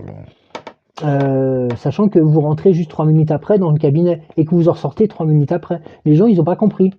Ils m'ont vu rentrer, ils m'ont vu ressortir avec la joue toujours aussi gonflée. Voilà. Donc voilà. Donc ces choses-là, ça fait très mal. Ça fait très mal et c'est hyper stigmatisant. Et puis c'est super stigmatisant. Imaginez que du jour au lendemain. Et tu penses que ce genre de choses existe encore aujourd'hui ou pas? Il y a eu des cas, oui, il y a encore eu des cas là, il y a pas très longtemps de stigmatisation, sur des refus de soins, ce qu'on appelle. Et de toute façon, les refus de soins sont punissables par la loi et par l'ordre des médecins. Heureusement d'ailleurs. Donc ça fait partie aussi des grosses problématiques de Parce que là aussi, il y a un rejet criant, quoi. Ah ben c'est Il y a même plus un rejet, il y a une c'est mise à l'écart, il y a une discrimination voilà, quand tout à même fait. qui est. Et c'est vrai que moi maintenant, je le dis franchement, c'est-à-dire que lorsque je vais chez le dentiste, le médecin ou quand je passe des examens, lambda ou même des scanners ou choses comme ça, la première chose que je dis moi c'est voilà, c'est je suis séropositif. La personne me dit: «Ah pourquoi vous me le dites?» Bah, je vous le dis parce que si on doit m'injecter un produit pour une raison X ou Y, je sais pas, je fais un malaise, je tombe dans Mmh, le coma ou je perds conscience dans le tunnel, du scan et on doit faire, et que vous vous piquez avec le sang avec l'aiguille pardon, ouais. voilà, moi je préfère vous dire que tout de suite plutôt que vous l'annoncez, enfin qu'on vous l'annonce, Mmh, 3-4 enfin 2-3 mois après, quoi. Vous voyez? C'est cette information-là qui, ça peut paraître surprenant parce que moi, il y a des infirmiers qui me disent: «Oh bah ça va, vous en parlez librement». Je dis: «Bah oui, parce que bah tout simplement parce que déjà ça me concerne, c'est ma santé, mais c'est aussi le fait de protéger l'autre. C'est de se dire à un moment donné, ils font un métier qui est déjà très difficile, qui est fantastique et ben, je trouve qu'il est normal qu'on leur dise, voilà et sur ça, il y a pas eu de j'ai jamais eu de rejet, vous savez, j'ai eu une opération à cœur ouvert il y a quelques à 2 ans. il y a 2 ans, et ben, écoutez, moi le praticien m'a avoué, voilà, que le VIH, les combinaisons de médicaments, il connaissait pas trop et ben, qu'est-ce que j'ai fait? Ben j'ai pris mon Mmh, infectiologue, je lui ai dit: «Écoute, je vais me faire opérer, à cœur, enfin du pontage», je lui ai dit: «Nin je dis: «Est-ce que tu peux contacter le cardiologue et l'anesthésiste?» Et ben, ils se sont mis à 3, ils ont fait une petite réunion, par webcam et puis, bah, voilà, je suis là, hein. Bon, vous voyez, c'est des petites choses comme ça qui font et je pense que quelquefois, il faut pas oublier que le médecin, certes, il a la connaissance, il a le statut de médecin, mais de temps en temps, c'est bien aussi de pouvoir avoir un échange avec lui. C'est-à-dire qu'il a pas la science totale et moi, je sais qu'il y a beaucoup de médecins qui me posent la question, qui me disent: «Mais comment vous vivez, ça?» parce que c'est pas leur, leur spécialité, si je peux me permettre mmh, et voilà, moi, j'en parle librement parce que c'est important aussi de dire que, bah, je sais pas moi, si le patient d'après, il est séropos et qu'il peut pas en parler, bah, le médecin pourra peut-être l'amener à en parler pour, bah, libérer la parole tout simplement et ça c'est important. Dans tout ouais, dans toutes les tous les actes de la vie parce que, voilà et sans être marqué, avec une pancarte ou autre chose sur le voilà, sur le front quoi. Parce que c'est violent quoi de voilà d'être, «parqué» entre guillemets. Mais, voilà, on a nos accompagnements, on se reconnaît quand on est tous en infectiologie, bah, on sait qu'on est tous là pour la même chose, hein, donc, c'est pas, et puis on va pas aller regarder, si l'autre il est plus gros, plus petit, plus maigre, plus non, c'est voilà, on est tous là dans et et le secteur médical, notamment j'ai la chance d'être suivi à Saint-Louis, à Paris, bah, c'est les personnes qui sont là, c'est les personnes qui sont concernées, qui savent comment réagir quand il y a une annonce de séropositivité. Voilà et moi la dernière fois, mon médecin, j'attendais à la salle d'attente, elle est sortie de son bureau, elle est venue me voir en me disant: «Joël, voilà, j'ai une annonce à faire, est-ce que tu peux être là?» Parce qu'elle avait pas les m elle sentait que la personne allait pas, savait pas comment la personne allait réagir donc moi je suis rentré, je me suis dit: «OK, on y va» et voilà, je me suis présenté, j'ai dit: «Voilà, moi je suis bénévole dans l'association de lutte contre le sida» et tout ça et si dans le fait d'avoir une tierce personne et non plus 2 personnes dans un bureau fermé, bah, la personne en fin de compte a été, bon sur le coup ça a pas été évident, mais dans les instants d'après, elle a remercié le médecin déjà, d'avoir fait appel à quelqu'un pour pouvoir essayer de faire tampon, vous savez, pour essayer d'amortir un peu et puis mmh. de l'autre côté, heu parce qu'elle s'en doutait, hein, cette jeune fille, elle s'en doutait et elle m'a remercié en disant que, bah, elle m'a dit: «Je vous remercie d'avoir pris le temps de venir m'écouter». Tout simplement parce qu'elle avait besoin de livrer quelque chose de plus privé, mais c'était pas bon, c'était privé, voilà, j'en dirai pas plus, mais tout simplement parce qu'elle avait besoin de ça et elle ne voyait pas le comment le dire au médecin. Mmh. Parce qu'elle avait peur d'être jugée par le médecin, parce que le médecin, bien entendu, a une certaine, comment on dit? Une certaine, pas une certaine aura, mais il représente quelque chose, quoi. Disons, quand Mmh. on voit un médecin, Une c'est autorité. une autorité, voilà. Donc automatiquement, voilà, ça a été ça. Et qu'est-ce qu'on a échangé pour sans trahir son secret, on a parlé de la vie, on a parlé des choses comme ça, quoi. Mais tout simplement, ça a duré quoi 5 minutes, mais ça lui a fait un bien fou et elle a pu assimiler le fait qu'elle était séropositive et qu'il fallait qu'elle continue qu'elle continue l'accompagnement, enfin les soins et tout. D'où l'importance aussi de nos présences dans les hôpitaux, de nos présences, voilà, dans les centres de soins aussi, hein, c'est pas toujours évident. Et moi, je voulais aussi, indiquer que pour les collèges et lycées, depuis, quelques années maintenant, heu, il est très difficile de pouvoir faire de la prévention pour les ados. Les ados et donc notamment à partir de la troisième, quatrième, seconde, première terminale.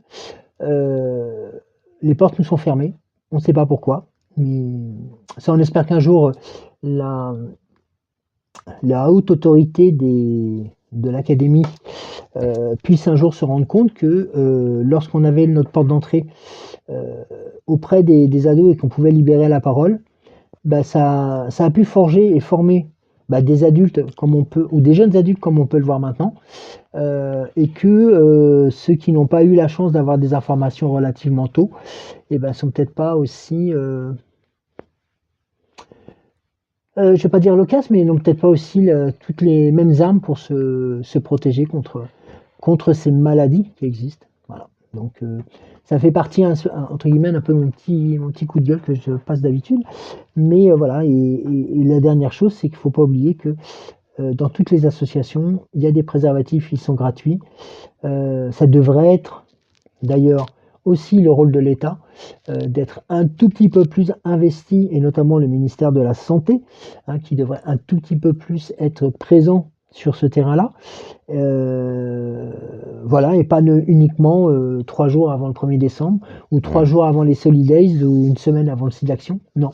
Son rôle à lui, c'est de s'occuper de la santé de ses compatriotes et d'être là tout au long de l'année et ça, c'est des fois, il y a le bas qui blesse donc voilà. Est-ce que les marches existent encore ou pas? Les manifestations du 1er décembre, Alors la manifestation du 1er décembre, qui oui, partait de Bastille, il me alors semble, de elle mémoire, est alors oui, je regardais justement, excusez-moi, j'ai regardé le compte l'heure. Justement, elle a lieu actuellement, donc si vous êtes sur Paris, là actuellement, si vous êtes sur Paris, on vous donne rendez-vous à Saint-Eustache, à côté des Halles. ouais? Pourquoi? Parce que la manifestation, elle existe toujours. C'est une manifestation qui est toujours, d'actualité. Elle est de moins en moins nombreuse, mais elle est toujours d'actualité. Heu, donc c'est une manifestation silencieuse, hein, c'est pas une manifestation, voilà. Même si des fois on a été très, très virulents, mais voilà. Le but, c'est qu'en fin de compte, c'est qu'on puisse donner une certaine information, une certaine vitrine par rapport à ce jour-là et en arrivant à Saint-Eustache, donc il y a un rassemblement qui est prévu et ce rassemblement, il est organisé aussi par ACT UP, Solidarité SIDA, AIDE, les associations de lutte contre le sida, hein, les plus connues, enfin même les moins connues d'ailleurs, par tout le monde. Et on va procéder notamment à un déploiement du patchwork des noms. Alors, encore une association spécifique. Moi, ce que je voudrais en dire, le patchwork des noms, qui s'appelle maintenant les Amis du patchwork des noms. On vous mettra le lien enfin, on mettra la page Facebook parce que donc en fin de compte l'association est tenue à bras le corps par des bénévoles uniquement, donc c'est-à-dire qu'il n'y a aucune subvention et qui ne fonctionne que par les adhésions ou les dons. Voilà. Donc un appel est donné aussi hein, pour voilà, même si vous voilà, bon bref, c'est donné. Mmh. Le but de cette association, qu'est-ce que c'est? C'est de perpétuer la mémoire des personnes qui sont décédées. Pourquoi? C'est que, auparavant, lors de le décès d'une personne séropositive, ni la famille, ni le conjoint ne pouvaient voir le corps. C'est-à-dire que lorsqu'une personne, nous, maintenant, décède, on peut aller voir le corps, à la chapelle, des trucs comme ça et ensuite le cercueil est fermé et emmené donc soit pour être enterré, soit pour être en crémation. Il y a pas si longtemps que ça, le cercueil a été fermé. C'est-à-dire que personne ne touchait au corps de la personne séropositive. Il y avait pas de soins, tu veux Pas de dire? Il y soins avait de pas conservation, c'est rien du ça. tout. Mmh. Donc c'était quand même assez violent. Imaginez que vous ayez votre conjoint, il décède, voilà, du jour au lendemain et vous avez même pas la possibilité de vous recueillir enfin si vous pouvez vous recueillir, mais sur son cercueil, sans plus. Voire Fermé. des fois oui, voire des fois c'était même encore plus violent, c'est que le cercueil était incinéré d'office, et que les personnes ne repartaient quelquefois qu'avec, je vais être aussi L'urne. avec l'urne, encore tiède. Voilà. Oh là là là C'était là. relativement violent. Maintenant ça a évolué un tout petit peu. Bon, les chiropracteurs ont compris et ont montré, et la science a montré aussi que les liquides, vous savez que quand on décède, on a plein de liquides qui ressortent, ainsi de suite, pour eux, c'était des liquides contaminants. Alors, il s'avère qu'ils ne sont pas contaminants. Mais ça, Donc, c'est récent, en c'est tout plus, cette récent, ça évolution. doit dater à peine de 2 ans. Oui, c'est ça. Hein. Et donc, à l'époque, donc pour pouvoir avoir quelque part un endroit pour se recueillir, et ben les personnes séropositives, enfin les conjoints et les survivants des personnes séropositives, du couple, ou les proches, eh ben, en fin de compte, se sont réunis pour créer ce qu'on appelle un patchwork. Un patchwork, qu'est-ce que c'est? Ça va être un assemblage de tissus, donc 4 mètres sur 4 mètres, et à l'intérieur va représenter donc un tissu de la largeur d'une pierre tombale. Et sur ce morceau de tissu, ben, en fin de compte, on va faire ce qui va représenter la vie de la personne, ses passions, je ne sais pas s'il était guitariste, cuisinier, enfin, tout ce qui pouvait le faire vivre encore. Et ces panneaux sont assemblés, bien entendu, et il y a une cérémonie qu'on appelle la cérémonie du patchwork des noms, qui a lieu tous les ans à Solidays. Je remercie beaucoup l'équipe de Solidarité SIDA d'avoir remis cette cérémonie au goût du jour, parce que bon, j'en étais aussi l'artisan, mais un des fondateurs du patchwork des noms en France, un des créateurs, donc qui était décédé, c'était un ami très proche. L'autre personne est toujours vivante, elle est en province, elle a un peu plus de 93 ans, je crois maintenant. Voilà, donc, et cette association-là, elle a besoin de visibilité, donc d'autres personnes l'ont repris il y a quelques années en arrière pour en faire les amis du patchwork des noms, et cette association est toujours présente sur les Solidays. Elle est présente aussi sur beaucoup d'événements, et vous avez notamment sur la page de Facebook, et je vous engage à y aller, à liker et à vous abonner à cette page-là. Hein, c'est pas une question d'argent et autres, mais c'est une question de visibilité. Je pense que vous apprendrez énormément sur le vécu et sur l'histoire de la maladie. Pour moi, c'est une des associations qui est la plus porteuse d'espoir, de formation, même si, quelque part, lors des cérémonies, parce que ça s'appelle une cérémonie du déploiement, on peut tomber, moi ça m'est arrivé plusieurs fois, de tomber sur le patchwork que j'avais fait, sur quelqu'un que j'avais perdu, et voilà, donc c'est assez compliqué après à gérer émotionnellement, mais il y a une telle fusion sur cet événement-là, et là, notamment à cette stage, si vous êtes à côté, allez-y, parce que je pense qu'il n'y aura pas peut-être une centaine de panneaux qui vont être déployés, mais il y aura donc aussi ces panneaux qui vont être déployés. Et pendant cette cérémonie, en fin de compte, une personne ou des personnes vont égrener les prénoms, parce qu'à l'époque, quand les personnes décédaient, on ne nommait pas la personne par son nom, mais on donnait uniquement le prénom. Donc, c'est-à-dire que c'est doublement anonyme. Enfin, volontairement doublement anonyme. La personne perdait son identité, quoi, quelque part. Et durant cette cérémonie, donc les noms sont égrenés les uns après les autres. Et pendant ce temps-là, donc, sont déployés les patchworks pour, en fin de compte, les montrer au public. Ils sont ensuite levés vers le ciel, alors, pour un point de vue symbolique, mais aussi pour qu'ils puissent être vus par l'ensemble du public. Ça, c'est important. Et ensuite a lieu un moment de recueillement où on circule entre les patchworks pour les voir, pour les admirer, parce qu'il y en a, je peux vous assurer que c'est des chefs-d'œuvre. Pour se recueillir, c'est des choses qui sont peut-être plus intimes. Il y en a aussi de parents qui ont fait des patchworks pour leur enfant décédé. Voilà, c'est toute une histoire. Il y a beaucoup de choses dans ce patchwork des noms, dans les amis du patchwork des noms. Et moi, je vous encourage grandement, si vous aviez qu'une association à aller voir, si vous aviez qu'une visite à faire, si je peux me permettre le terme visite, allez visiter cette page Facebook. Allez encourager ces jeunes parce que les jeunes qui sont là actuellement sur le patchwork des amis du patchwork des noms, ce sont des jeunes de Solidarité SIDA qui heu, que j'ai pas connu parce que bon, moi j'ai fait mon parcours, mais c'est des jeunes qui ont 20-25 ans et qui reprennent avec d'autres personnes beaucoup plus, aguerries dans l'associatif, hein, bien entendu, ça c'est important, mais ils sont présents et par leur humilité, par leur simplicité, vont vous parler de cette histoire, en fin de compte, du patchwork des noms et qui a le mérite, et j'espère que ça sera encore pour des années, Mmh. à pouvoir traverser le temps. Parce que cette association a été créée il y a très, très, très longtemps en arrière par, heu, tout simplement par la communauté homosexuelle qui, à un moment donné, en avait assez de voir leurs copains, leurs copines, ou leurs amants, leurs Mmh. amantes, Leur maîtresse, partir, leur ouais, maîtresse, ouais.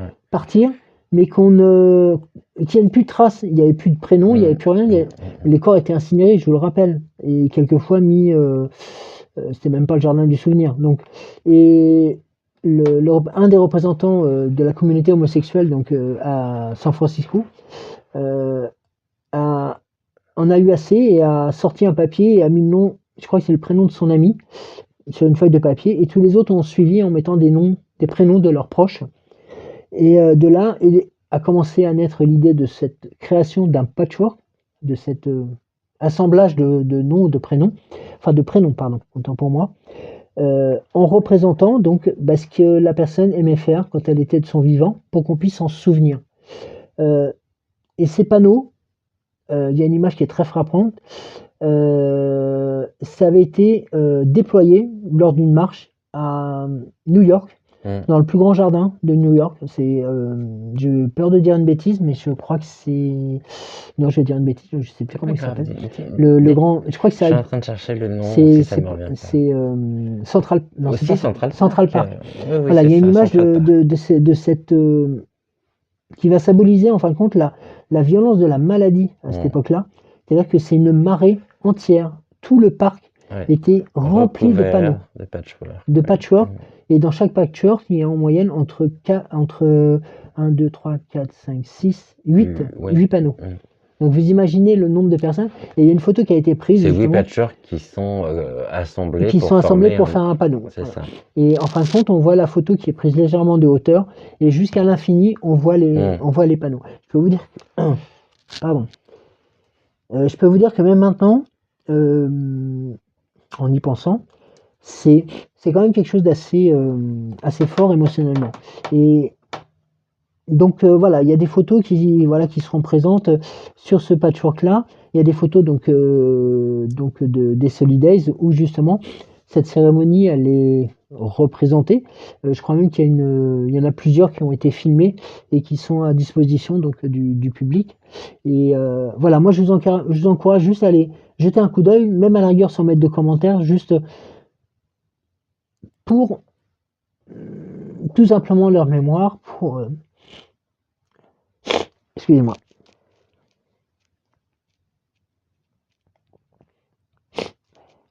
Excusez-moi. Voilà, donc il fallait que ça arrive. Attends, je vais peut-être Voilà, donc oui, oui, voilà. C'est Donc, bon ou hein, pas? C'est bon non, ou non, pas? c'est bon. Oui?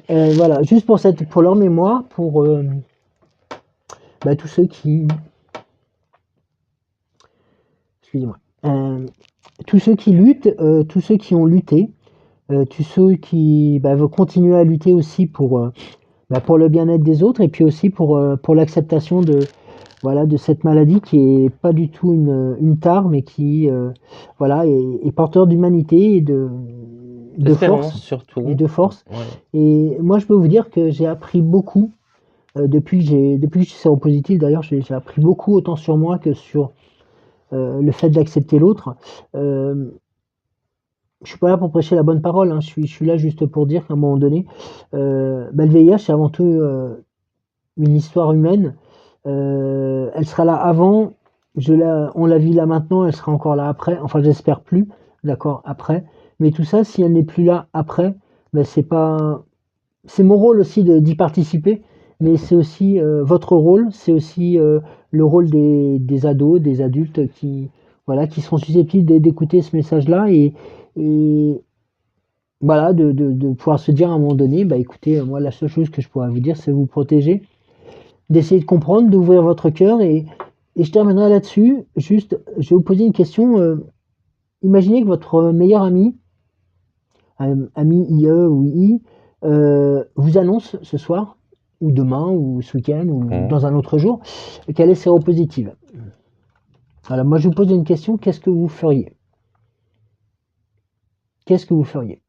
C'est une question que je pose aux gamins enfin aux adolescents, pardon, ils vont m'en vouloir, lorsque je suis en intervention, voilà. Qu'est-ce que vous feriez? Quelle est la première chose que vous feriez? Alors, on entend un peu de tout, hein, mais voilà. Moi, je vous pose la question, je vous donnerai la réponse ou je vais vous la livrer juste après. Mais réfléchissez juste quelques instants. Qu'est-ce que vous feriez? Voilà. Qu'est-ce que vous feriez? Et on laissera cette question ouverte. Voilà. Je vous J'ai donnerai la la réponse. chance d'avoir des abonnés qui sont extraordinaires, qui sont lumineux, qui sont des personnes éveillées, qui sont des personnes ouvertes et qui seront extrêmement reconnaissantes. Ça va faire quasiment 2 heures que nous sommes ensemble, ça passe. On pourra encore en parler. Moi, je voulais tout Pendant des heures et des heures. simplement te remercier Bah, c'est tout à pour fait tout ce normal. que tu nous apportes, pour ce regard, pour ton histoire, pour ton engagement. On a besoin de personnes comme toi. Vraiment. Et il y en a, heureusement. Et ça, c'est ta modestie. Mais merci à toi. Gratitude à toi d'avoir accepté de participer à cette deuxième partie. Bah, merci à vous en tout cas Je voulais je- juste te poser une question et puis c'est moi qui vais te poser une question et on, on arrêtera là pour aujourd'hui. On se retrouvera si vous le souhaitez. ouais. Dites-moi si ça vous intéresse ou non qu'on puisse retrouver de temps à autre Joël pour partager, échanger sur des sujets, pas forcément que sur le VIH, mais voilà, il y a beaucoup de choses encore à dire. Merci à vous d'être là. Merci à vous d'avoir suivi cette émission. On se retrouve nous très bientôt. Et puis je vais terminer par cette question à Joël et puis je laisserai le mot de la fin comme ça à Joël. Euh, si tu avais, il est 1h, ça fait 1h46. Allez, on va se laisser jusqu'à 50. À 50, on coupe. Euh, si tu avais juste un message d'espoir à donner pour les générations futures et pour les gens qui aujourd'hui se trouvent être dans le tourment et se trouvent être confrontés de très près justement à la maladie, qu'est-ce que tu leur dirais? Et je te laisse le mot de la fin. Moi, ce que je leur dirais, c'est quelque chose que, que j'ai construit par moi-même, que j'ai essayé ouais, de mettre en place, c'est déjà de comprendre comment la maladie fonctionnait. La première chose, parce que dès qu'on connaît la maladie et son fonctionnement, on est plus armé pour pouvoir lutter contre elle. Euh, et puis, seconde chose, c'est de pas rester seul, de pouvoir faire en sorte de. Bon, c'est vrai que c'est pas toujours facile de pousser une porte d'une association, c'est pas toujours facile de s'investir, mais ça aide énormément de pouvoir se dire que bah, on n'est pas tout seul et qu'à un moment donné, bah, peut-être qu'aujourd'hui on est fort et puis demain on sera le moins. Et bah, le demain, on sera bien content d'avoir quelqu'un qui mette un petit coup de pouce. Et ce coup de pouce, la plupart du temps, bah, c'est souvent moi ce que j'appelle souvent les potes des associations ou ça peut être le conjoint. Mais voilà, il y a différentes choses, c'est que ça apporte quelque chose de plus. Moi, je sais que le milieu associatif m'a apporté beaucoup dans les moments les plus difficiles. J'en ai pas parlé, mais j'avais tout perdu et ce qui m'a permis de reconstruire beaucoup de choses, bah, c'est grâce à ces informations, ces transmissions d'informations et de pouvoir se dire à un moment donné, bah, je pose mon paquet là et j'essaye d'en défaire le nœud pour comprendre le tenant, les aboutissants et puis après c'est à moi de reprendre les rênes de ma vie et ça c'est important. Et quand on a la chance d'être en couple et de pouvoir mettre d'autres projets en ligne de vie, je crois que c'est important que la personne soit informée, que le conjoint soit informé ou la conjointe soit informée, et qu'on puisse bah, tous les deux créer un chemin et qu'on puisse créer un parcours de vie.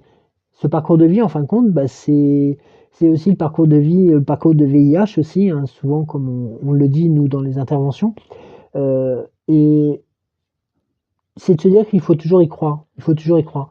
Même dans les plus mauvais moments, il y a toujours, comme on dit souvent, un coin de ciel bleu quelque part. Ça peut paraître complètement anodin, mais de se vous dire uniquement que dans ce dédale de choses qui n'étaient pas spécialement très très joyeuses, eh ben, il y a eu quand même beaucoup de points positifs. Il y a eu beaucoup de belles rencontres, et il y en a encore maintenant. Et vous savez que quand on arrive à construire euh, ou à reconstruire je ne vais pas parler de foyer, mais si un foyer, de construire un couple après toutes ces années je vais pas dire de malveillance, mais de violence et de mise à l'écart, c'est quelque chose qui est fantastique. Là, vous voyez, depuis très peu de temps, j'ai perdu mon emploi je vais pas le mettre sur le dos du VIH parce que ça serait trop simple, même si je sais qu'intérieurement, c'est certainement qu'il a dû se passer. Mais je leur en veux pas parce que je sais qu'ils m'ont accueilli le jour où je leur ai annoncé. Ouais, je leur ai annoncé directement du jour au lendemain que j'étais séropositif et que de toute façon on pourrait rien y faire et que ceux qui voulaient continuer à me parler continuent à me parler, les autres, ça serait des collègues. Et il y a eu les collègues et puis il y a eu ceux qui continuent à me parler maintenant. Voilà. Et intimement, voilà, c'est quelque chose qu'il faut construire. Et je pense qu'à un moment donné, c'est déjà connaissez-vous vous-même, acceptez que un proche puisse, que ce soit un proche, mais que ce soit surtout, que ce soit un conjoint ou une conjointe puisse vous aider, et surtout d'être assez lucide pour continuer, pourquoi pas, à votre manière, de transmettre les informations à d'autres personnes pour faire en sorte qu'ils ne se contaminent pas. Parce qu'en fin de compte, c'est pas une fatalité, c'est tout simplement un accident de vie comme on peut en avoir avec d'autres maladies. Donc soyez vous-même et je dirais pas laisser faire les choses, mais soyez vous-même et n'hésitez pas à en parler, même si quelquefois ça fait mal, mais si quelquefois on n'y arrive pas, et ça permet en fin de compte de pouvoir avancer, de construire un avenir et qui permet en fin de compte un espoir qui est beaucoup plus, je vais pas dire bleu, mais qui est quand même euh, beaucoup plus clair que le noir foncé comme on a pu le connaître, quoi. Voilà, c'est un peu compliqué de tout résumer, mais je vous dis franchement, soyez vous-même. Euh, N'hésitez pas à aller vers les autres et je pense que c'est ce qui nous manque actuellement. Ce qui nous manque actuellement là, c'est cette fraternité, c'est cette entraide comme on a pu la connaître il y a quelques années en arrière. Tout ça, ça a volé en éclats. Et c'est à nous actuellement, là aujourd'hui, là demain, de tout faire en sorte pour que ces morceaux on les recolle, pour dire à un moment donné, il y a un voisin, il y a une voisine, il y a un voisin en dessous, il y a un voisin au-dessus. Et chacun a sa vie, ok, mais chacun a aussi besoin de l'autre pour continuer à avancer.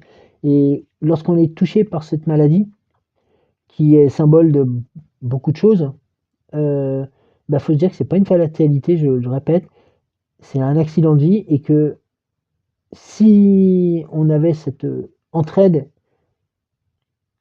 et cette lucidité entre nous, je pense qu'on arriverait à avancer beaucoup plus loin et on arriverait à faire de nouvelles choses parce que notre société en a besoin et il faut absolument qu'on puisse réagir et derrière cela, moi je vous dirais franchement c'est de continuer à vivre, de continuer à espérer et je vais me répéter encore une nouvelle fois mais d'être soi, je crois que c'est le plus important.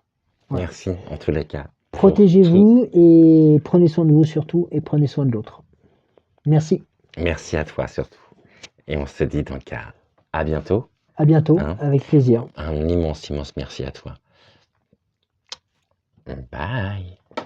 À bientôt.